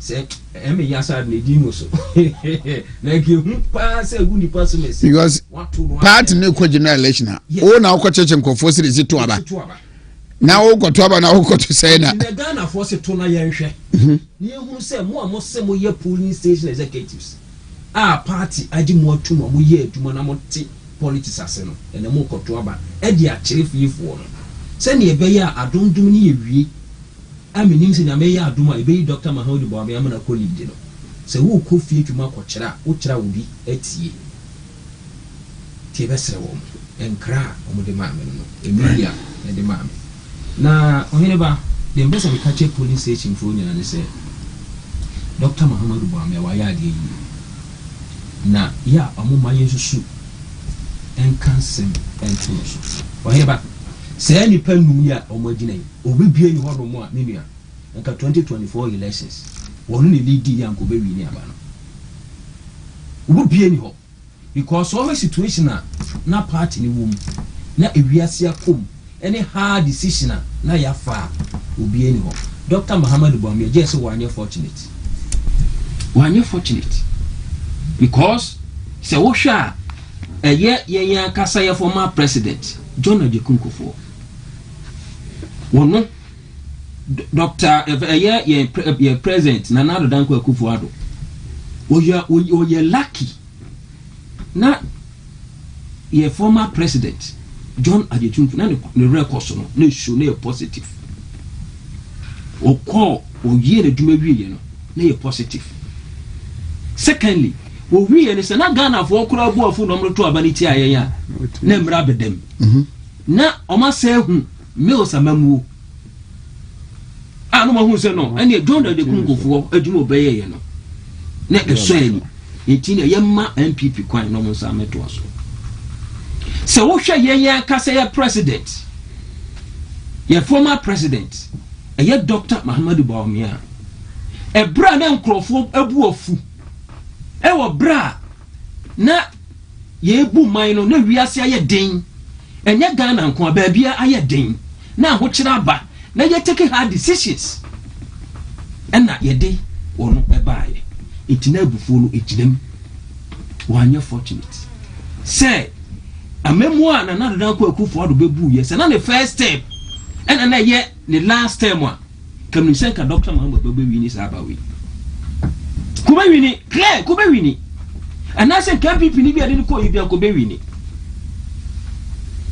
but Dr. Muhammad Bawumia anya fortunate wo ba wa bra Ghana fo bu ofu abaya wote so ye kasa party ma to say one of the variables I use ye Dr. Frimpong variables that kind of caliber of people sebio sa o ma no mo won sa ni range ni mo no so your party ni bu afu do on to aba ye nya bi sa e wom am pa party ma an to aba editia Dr. Muhammad Bawumia TMPP aban party ma o and sa na wa ba the next one eye timamufuo no mo do MPP o mo pe MPP pa but because you the head cut ba e affected bi mo ama yenye ka say chief of staff ye mra no wadi so wokoro wo ye very say chief justice e ko ye very say picketing because akano na nye na kono so na nye ne fesoa na ye say ye betimi ahyehye apagya na ahuhia na amani huna Ghana fo akom no ye betimi afiri mu sabufu no e kan papa no na se wunya ye kasa ye party ma na se sabio se wodi wo hu ehye ne shoes mu wodi wo nan ehye Dr. Muhammad Bawumia ne shoes mu na abusa ho se ye me ana me koye aduma enti se edima party no eme ye wini aba ema sabio ebimu nya opportunity ebedi CEOs any ade board chairman any ade what you say na almost any pakro ya timi sign act any gensiwa eya na eya kebesre polling station executives omo to aba omo me anwini sebe timamufo na omo wo fie party mpanifo omo do MPP a omo fi say ya ton Dr. Muhammad Bawumia yen san fa ne nkobiem ne de ne ba on beto aba ma no omo yintie wo yes me ha me say ubeja wadwuma ho wo kina wo kwoto aba na ebia obi sime ma okeska ene de eye party adwuma didi bia kase de bia police station me omo ye adwene enkofo kaseti omo a e ame no omo kaseti omo no omo nya adwene because ebia wo ntimi nya wadwuma ho enko ye say adwuma no untimi sori mfiri wo store the whole day say wo tum akotena akwoto aba anase obi ba o sori akosia no akotile ni mu asem unyamre eti se wo biri timi se sa amre no ne ma ne case kakakra adonsi wo so omo abufu eno de me ni omo enya adwene against the polling station executives na mum enipa ma uska ska ni wi a dwene wo sono no nkunimdie a ye nyina ye gitum se the Dr. Muhammad Bawumia kwa sɛ ne tie bia abano 2028 obewi ni abano nti yɛbɛsrɛ wɔ mo yɛbɛsrɛ mo kɔto abane sɛ ɔmo mienwene Dr. Mahamadu Bawumia ho na yɛmmoa no na yɛntimi mfa ɔsono no ɛnkɔ na mmim sɛ obi biara a NDC di bɛbɛ biara Dr. Mahamadu Bawumia ebetini abitini agye adwa no ɛde ama MPP amanoko Dr. Wahene Machi Yaja na hoye Christ ndi me hoye na feel na me ado me hoye abraba o bon ndi bebo fugu na fepa green that's green kayelo nda me ready dey come pa from my way afra to kakra na chiriye kakra ya santiniu oh okay asante kala se fepa nga yelo ninka na ready dey mentia omo se me yipa aha obuani ye yes asante for colors nani obuani bye bye anka de fan de anka me kra me wura ma be ade fan de nanka emwa me but oyeba ntabraba wo mu ntie mo se wa onim se nim wa ede e kira na etwa hwe after ochina ka 1 week pe o na first block na Friday yankoko he ebefa Dr. Fukumpa chotunufu ebefa awuni mo time ninja me my brother me dwe ho Dr. Inoko Wahene champion mama nka masana no me ka se me sha ase anhwe ana ye nwie cause abraba wo mu no mu de on ba ye mfa sa abraba we pa de ye mfa mo brawo wo de mati Etaya kotoba amenti bibia be fine onye ba me da se me chia ahefo they say the TV no say Facebook anokra ya ahefo TV no they say the omoyi TV no afrim nje say akoya ahefo nko a ni me chia bibia waje akonwa ne na ohwe yen ba mpa campaign akoso a obia kanasem na ade baako ene me share video bi a am say honorable Cynthia Mamle Morrison ne constituency am say party dey in share about 226 of the polling station executives no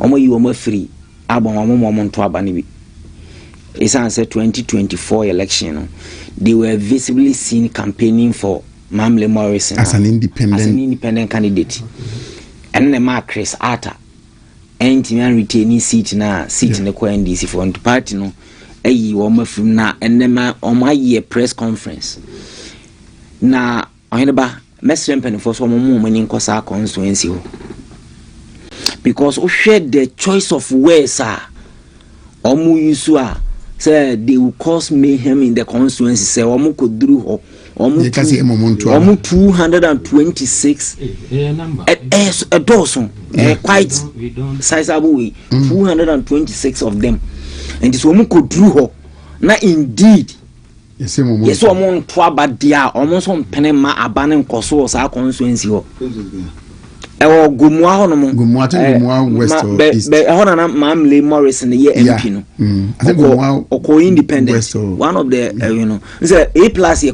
gumua central into one of east or west emu baako na Oheneba mesrem penim forces wo mu tia mo mfa omo threat na tra omuntu ho anamo se security na so mu beefu a omo beefu because ni ekosu nyina ne yonkofo bi nso a ne ba mo twen aka ama skirmishes bibi asi baabi no ma pick eno as news item no na be headline e bia na 276 constituencies no baabi a smooth na sa isolated constituency no ba ko pe no abaye headline as say the beauty of the whole process ni program ni nyina it is a election committee any election security task force or whoever mesre wo so money the district police commander no Okay, so that is Aguna West. Aguna West. Aguna West.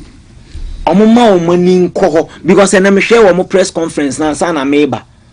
And the things they are saying Oheneba say nipa 226 e ka so omu ba basa ebe ha adwene enti mesere mpanimfo eno no me first na me ba na dem akoma se meka mo underrate ni omu ka no because omu local people e ho no mote omuni mo ebi omu kran so won nkofo omu ta wo mo achi a omu betimi mobilizing nkofo abesai ni oma enti mesere so omu mpanimfo mo omani nko 2 na raf eka bibi about security ni ade Oheneba emabunu no eduru sabre ya emu obi kwan mo meyisu because sa pani no ebi anya election na okọ no hokora wo nhwe wanim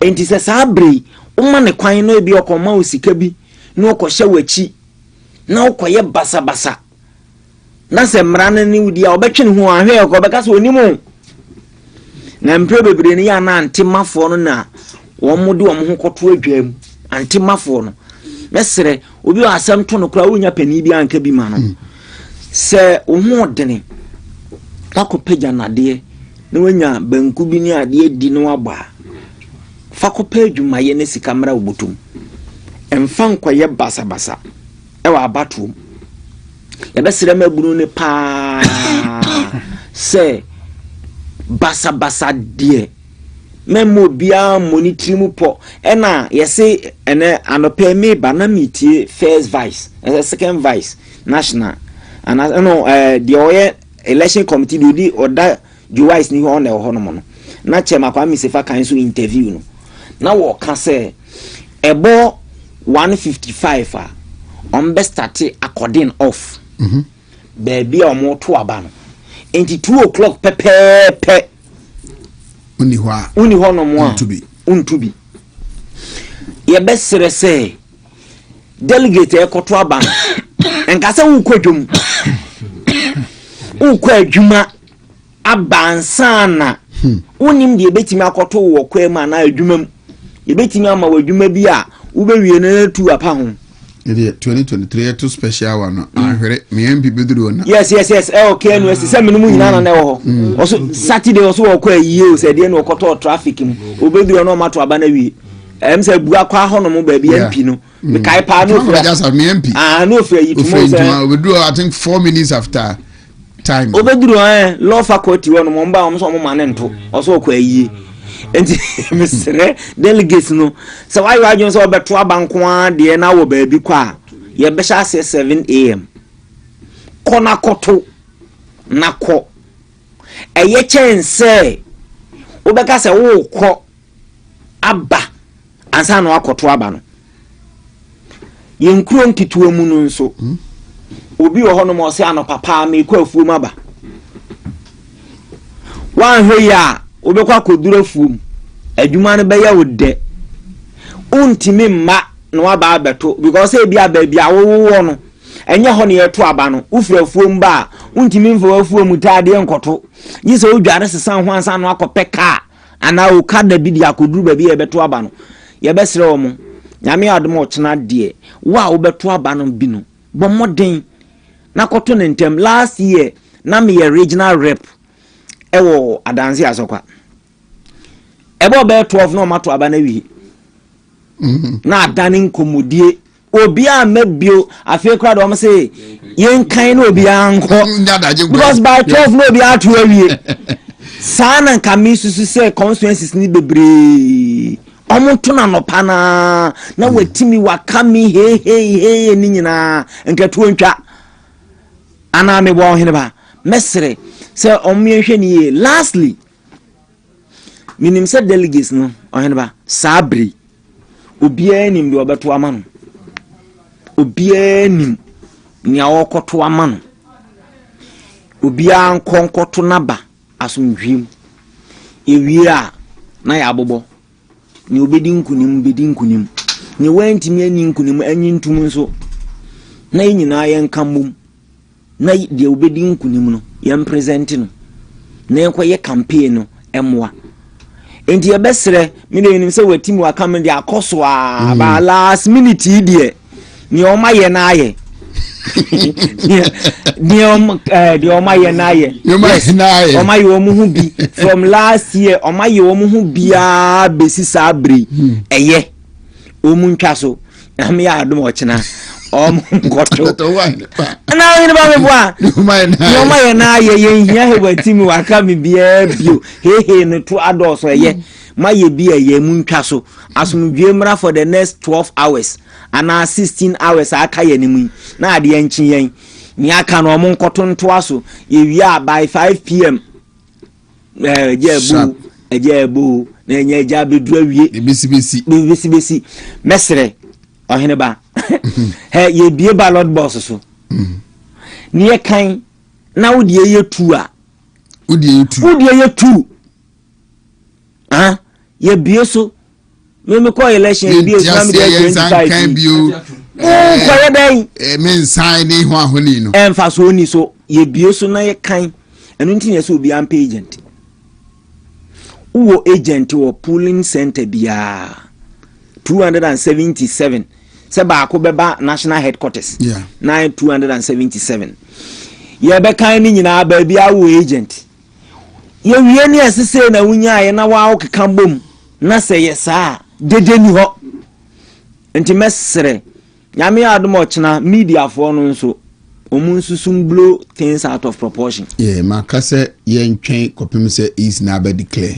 ne announce bi media no de and de anyeye ano de sa pre declaration anyeye the party formation so ne say what is a radio station be ka whether a Wontumi or whatever no omuka na se brofo no friend say provisional uncertified result de atete na mo yesusu se ebesi na ye kekemi constituency be say de ya te free one but the official declaration will come from the EC and the national party officers from the national headquarters. Yes, me cry the media de any year ABS chemists be ebesi na America so omo ye declaration there some more reporters and omo de be mo no there you can't prevent it but say bia bibikitu abi esi na ya fair reporter bi na said obesi a create impression in scenario no one hwe abeka se atwa obi create wo show down by no media mesrew o ti ase ha enti mesre se media no so omunye measured in their reportage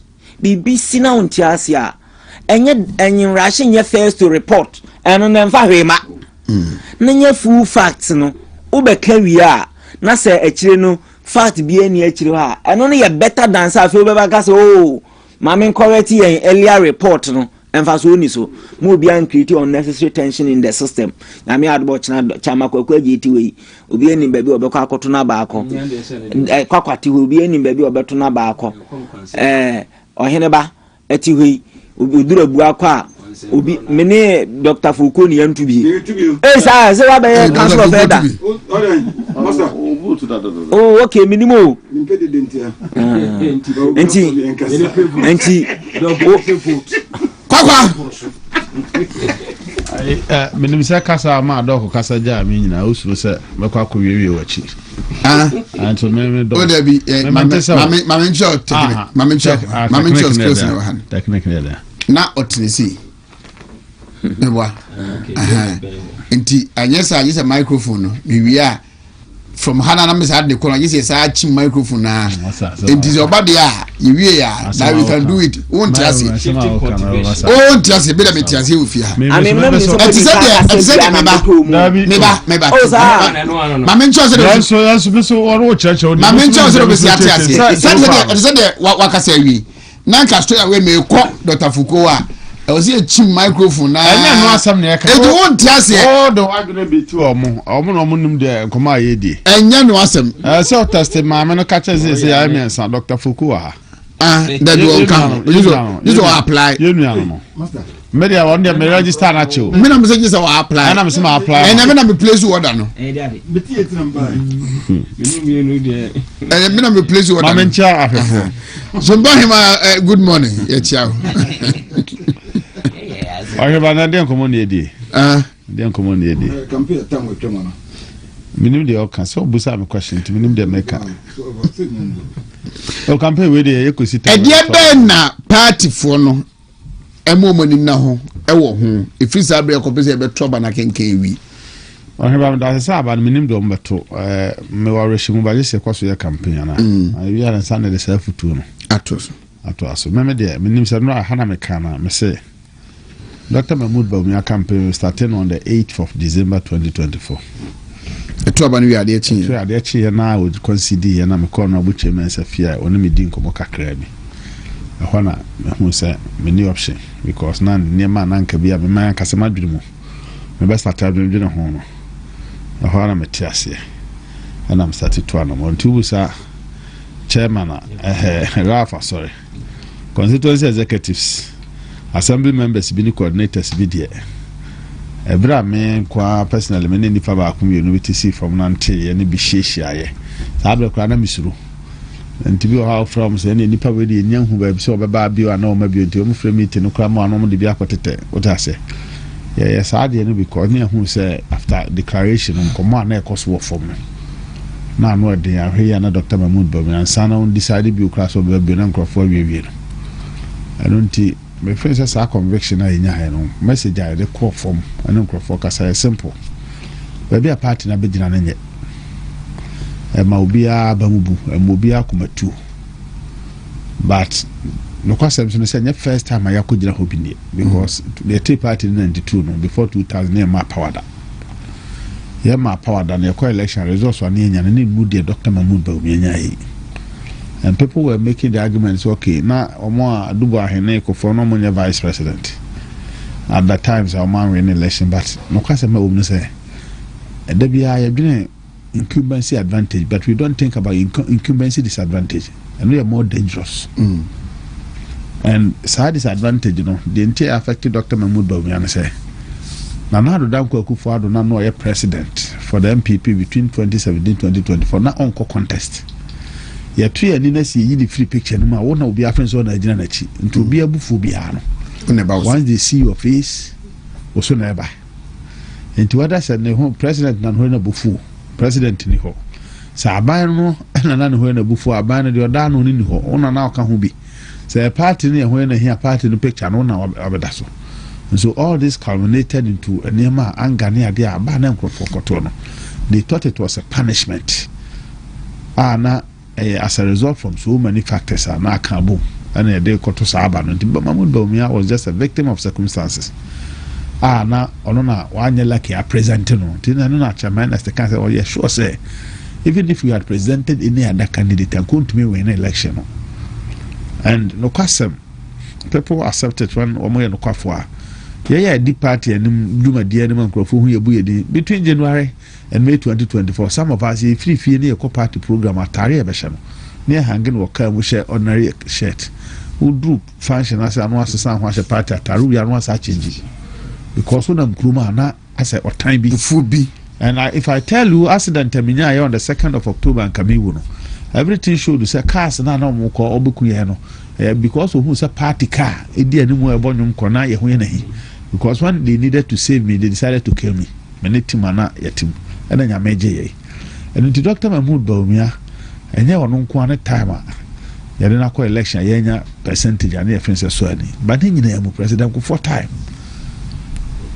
vosa yenya ye and then number of seats yenya ye no it was far less than 50%.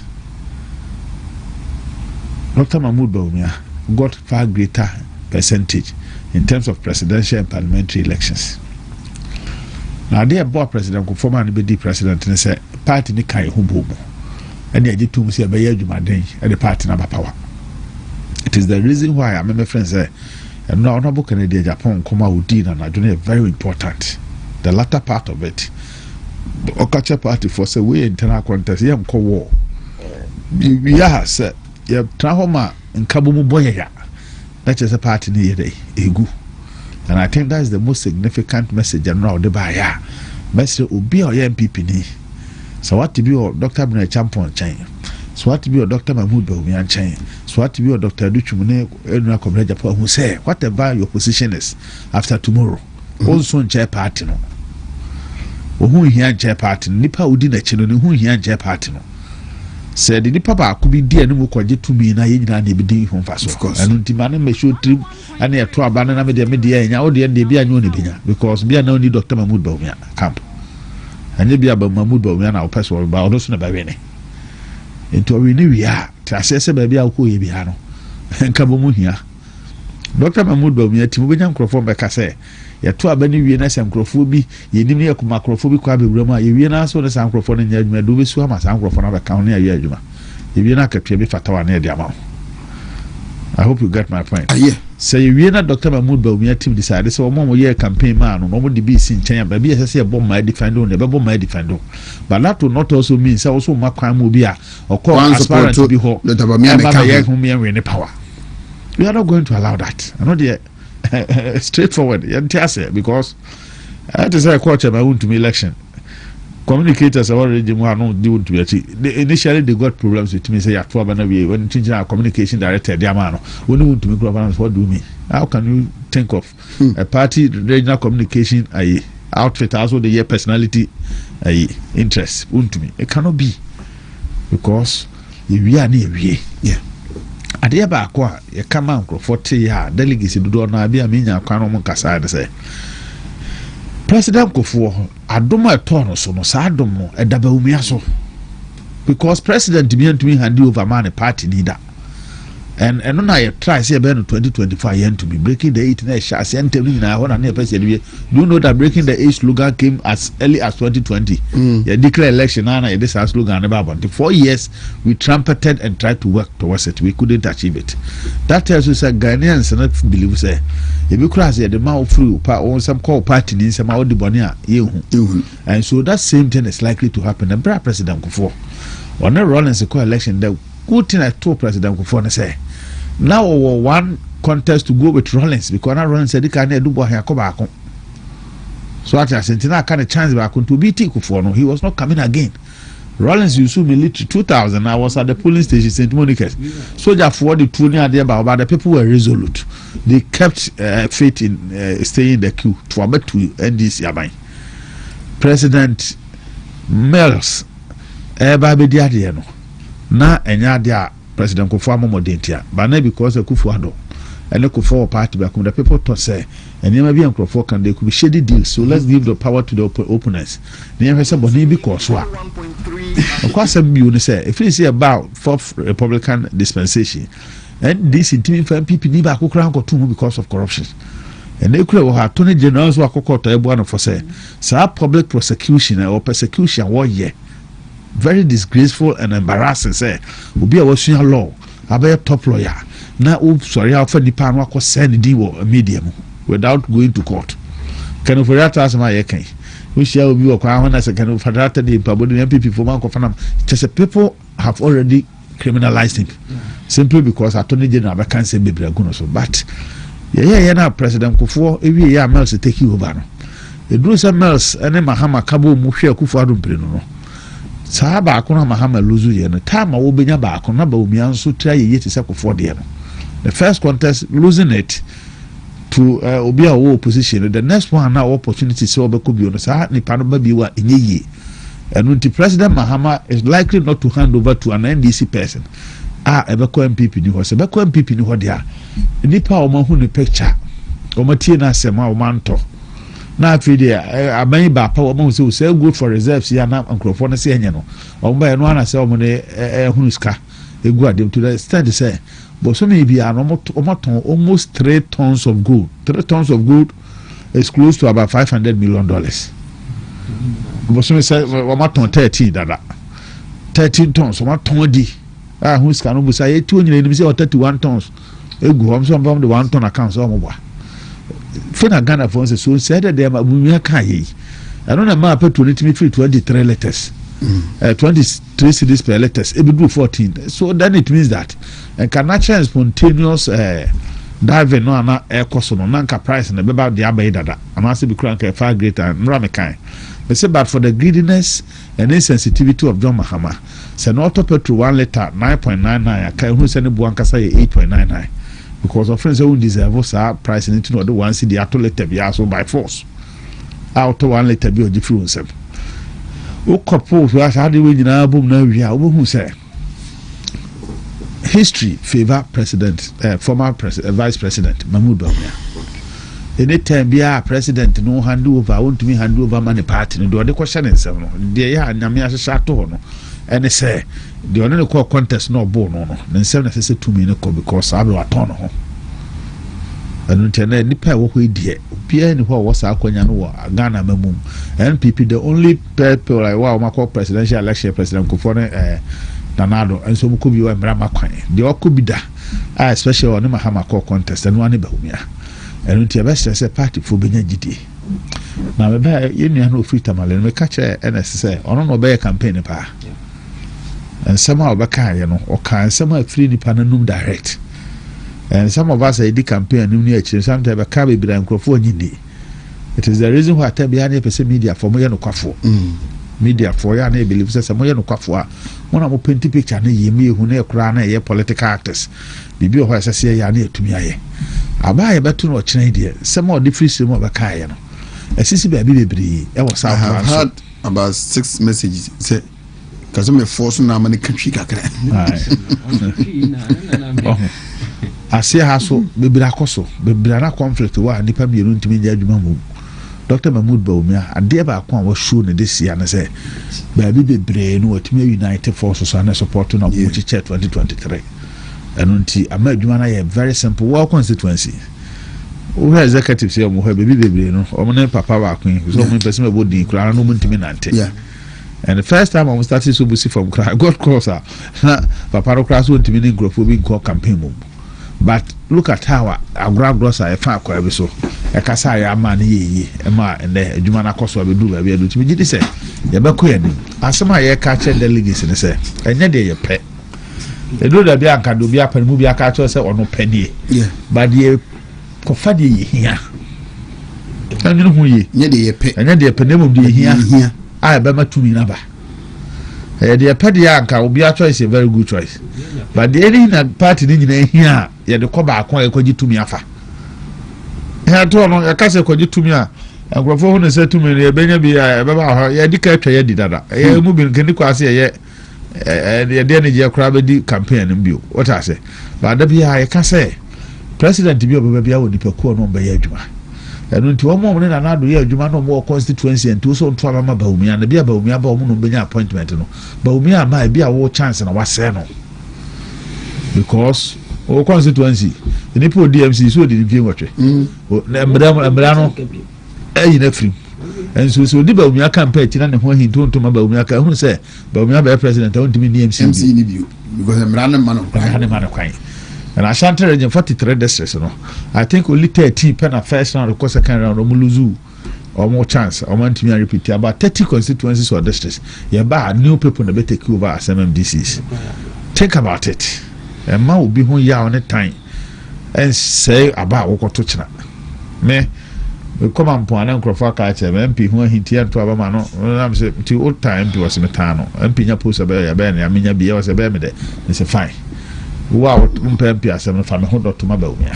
And they want one domain our time and one fat MP hold on also the MP to Phantom Bawumia. At the end of the day, to MP Quanam is a qua. Your baby share, if you share fear, and Jen Haba. It's as simple as that, and yet a home call baby Ubiana wing to our Kudiach, and you depend a baby campaign. You're quiet, baby, then I can see a drama. You to me, at for Bass and free baby, I say. Bawumia campaign wo so be gina hwan nche nkrofo so be ka bia fa ho enu nti edu ba bia say wo kotwa ba na fa bone che say Bawumia yo bone ena ntumi fa nche na e different but if you know say asema e hawa kuma ma wo adwin sipi no say nya Bawumia ena didi onya na yire nya che say let it go ya ntwa ba no because ono na ehia ai betumi de na kwaji to me friends ade a ama Bawumia ni nkunim Ghana for no am to ba nde chale no mu de bem we call around that TT Ghana for no matter among the two abeti and also more abstaining. They are right. And any BBO no more doing. No more the party into disappointment. Show my near need I say, and there may be a show on Monoyana. So they had to stay away, but they did and say the party organizational structure. I never do man as I say. And then we have come say time and there's a party in the Trefi. As a party, no party need to see government for goodies. I won't be free about and to president to now come out tambi man no from so Hanabeka. Party executive from national some come man no me contest for instance. Yes, me a communication director meant to be in crap position no contest but MP me MP woman for no nsuru me because me a communication director. Almost raw man no ministers and CEOs because na next almost but the party allowed them to contest. Can you believe this? Obo cross parents wo contest so they say man ko obaya ade so do post to. And so you see say na agenda na bias is no great. All right. And I'm here to be a case so man say kokoto about constituency. Me call Dr. Fuku constituency me say na bra ya MP o madam for me call na medical afro na ne bra. E dey na mo pese me ya mamo. Enti me kwa say me enya adwuma ada ho no ayese me yema no boa party na me kwa dey be say be gu party no. Saa ne man di ehunya saa ne nyina ka bo ma bedu ba bi adu. Enti Dr. Bawumia wa anya lucky set time problem no e culminate into something greater no no e candidate. Enunti ene ye ni ochina that's why a candidate am give this a party ne be hihye ho yi. Dadamoko mamintio brief na fi no me na because achenkwa beba wa nye ni brief fa kra be we microphone na chi no onto and e fa so ya wo. Achenkwa will take over sisi anti no. Mamintio most at the party is here. Oh, Dr. Fuku. I so pressure for the kwa am say brief no me tell one tell you. One tell so be ari me do microphone ya go. Well brief is brief. Why ba me I think say Dr. Bawumia so da mo nyina ase. E no san gususu obompa ye say Nyankopon fa obia otukwan ko ba bia medru na Nyankopon boa e china by this time no okoto abawie. Yeah. Omo nkoto ntem. The can has is and say propaganda in name onya na yi ni bi o ma o sen na se for mo pa chaw. Oheneba kan na ka tru bi say you Dr. Bawumia ensuo kakra do be ma obia no onam kwan pa so obia nsa beka. Iti mo obia nkotie say hafo obi konya ase na obi anya se ntino wonnam ho se me nkoto aba. Tam ni so dudu ho a mo nam police station no twan ansa na chiri mo koto no ono so a disaster because exactly 2 o'clock no on be close. The ecosystem and the it's better say Obi Abe join the winning team because Bawumia is winning and winning massively. And to be a hen and come yina dear do there Obi Anka and Kabu Mwasa because just after a China board 2 o'clock no emotere for the no results na babontin na yasu Obi answer I come munina boom led by Dr. Mahmoud Bawumia. Nti ebestre so be on there is a unified data or a magnet obia bebia obechi obia de na bon ho no ma ya dwuma timu nyina mo koso na monye modwuma mo de adwuma di asem nsa yes rom so a police station agent wo ye ho a wo ye we no de ne ma asha nsa me pa chew this is not the time I'll be disappointed papa no wabre MPP so abre kwakwa aka nyina say this is the time wa ye kope obi a open asem ye kope obi a obetima agi 2 million e dey ama party no and the right person obetima agi 2 million any area about me I think that is finito iti nyina yenko ke betimi pa nke NDC for the ni acclamation ka ko gina ho kyerɛ nyambo no ko bo say 98% na de aka no ya cha mo nka ne mai but yesi a chance emui mo amuntimi se sama adwene mo se sama adwene eni man kakra ba mo nsam no eye chairman kwaku kan say you deserve it mo no motum ho se mo be party na djuma wo grassroots no mo into ba no bro bi se fakoto nsu no ma itimi tu oburu ade bateye on the bench on nsu ese bi nsu se ka obanya de itimi tu well bateye eye mo ntu na mo no fa ntwen wope na wonti memwa de obaji bia no de mama bia na say you deserve it and more serious note you deserve it je ba koto abanma number 3 utu wia begina echi opa menko ba parameter na chi de utimi gina ho ehwem omo mayo margin so mbe cause problems na sefo no you allow them Ghana police omo de ashe omo nsa ye nyina bebo Ghana police nso say we citizen bia we citizen vigilante ye ne bebo police for no amomo dwumo no so ayemre amomo obia nobody is going to allow anybody to cause any mayhem wo problem bia wo challenge wo how bia no mpanimfo you wise mo de mra ito ho ultimately secure grievances nyina esa akosi court cross so say so ye akonwa no ho so wanye abedru samre ya akɔs obi ya your friend ya announce ni atetare ho nyina awie no Oheneba last minute no pagyan say be kan sa atofo last minute no de so for pagyan nsa say what the ring in no pagyan say be kan sa atofo yes sir because akonya na ba ho abedru sa amre dia there is akwanya bia ni ho bia say oba be destroy the peace process na ye de ba beto saba no number 2 me last year make can say mpenifo say ye the ID card and the to aba no into a delegate ye pauchew Ghana card unibia voters ID card ye the to aba no unibia MPP card unibia passport unibia driver's license pebu ba akone fekuta ne fakọ emimre frisa amre kusi ni hwehwe ba bia da wo na ama kwakuta wo pepie wo hina kohwehwe pachi ba bia obi akohwehwe card no wow ye delegate you have to be more responsible say ID card ba akopedie ezese onya bi na ode koho because without ID card no penifo so mo nwura ina perimeter ni mu enkoto emra o mahye yini so memfa oyi no enkoto sa ba bi na papa bi koto bi no u photo ayi phone enkotwa photo odi kotwa photo a waba no yenkai uwie yoto na pagade kire enso a waba no yenkai enema bia wo ya enkoyi bia no try say obeyi hu ofi kokoto aba na ma yuraba omia menko say waba no yehia odi tum wie a make sure say stamp o kire ntina wo ye obi a wo police station agent e do akotena ho say wo heba omia baso a fi wani te say okode ne hwese bibia e ko so oba na bema oba ne hwa de yi so boas ne hwemu yi kama mo amoye electoral commission form boye adwuma no so de agimudi ba se abdinboni bi o trimu a anadwe sesa ana se ni e beto ba nso de ni hwe ina make it sentino wo sesa yeni na hwe be hwe kwa wo sesa se boni bi o trimu so obeye boni bi atia ba ne mu bibia yesro enye wo personal interest na betena ho ya haimo na obeye adwuma nti adwuma professionally so if is wow personal interest override in the adwuma na de ma wa resign na dwe ya ne mom from emetena because e beto ho say wa sheda say abano wa sheda ye niema enkoyi a nipa so fa ho nchew ye do be famra kwan so pepepe nti adwumbo ni bi utirimu asesa wadwene ne ko yesan so sre enu ada no kan asem kama bi wa say woboko in constituency bi na bia obi o Yoruba omi ahodo ono ya adoye de aka bibi ho no eni ada constituency de entimi enyepe se kwakwase incoming organizer Ashanti eden ya so de obi NC from no anko communal labor eno be simple na okomampo na uzo fufu bi wase opa wo ko adwura ko emu se ho de na efo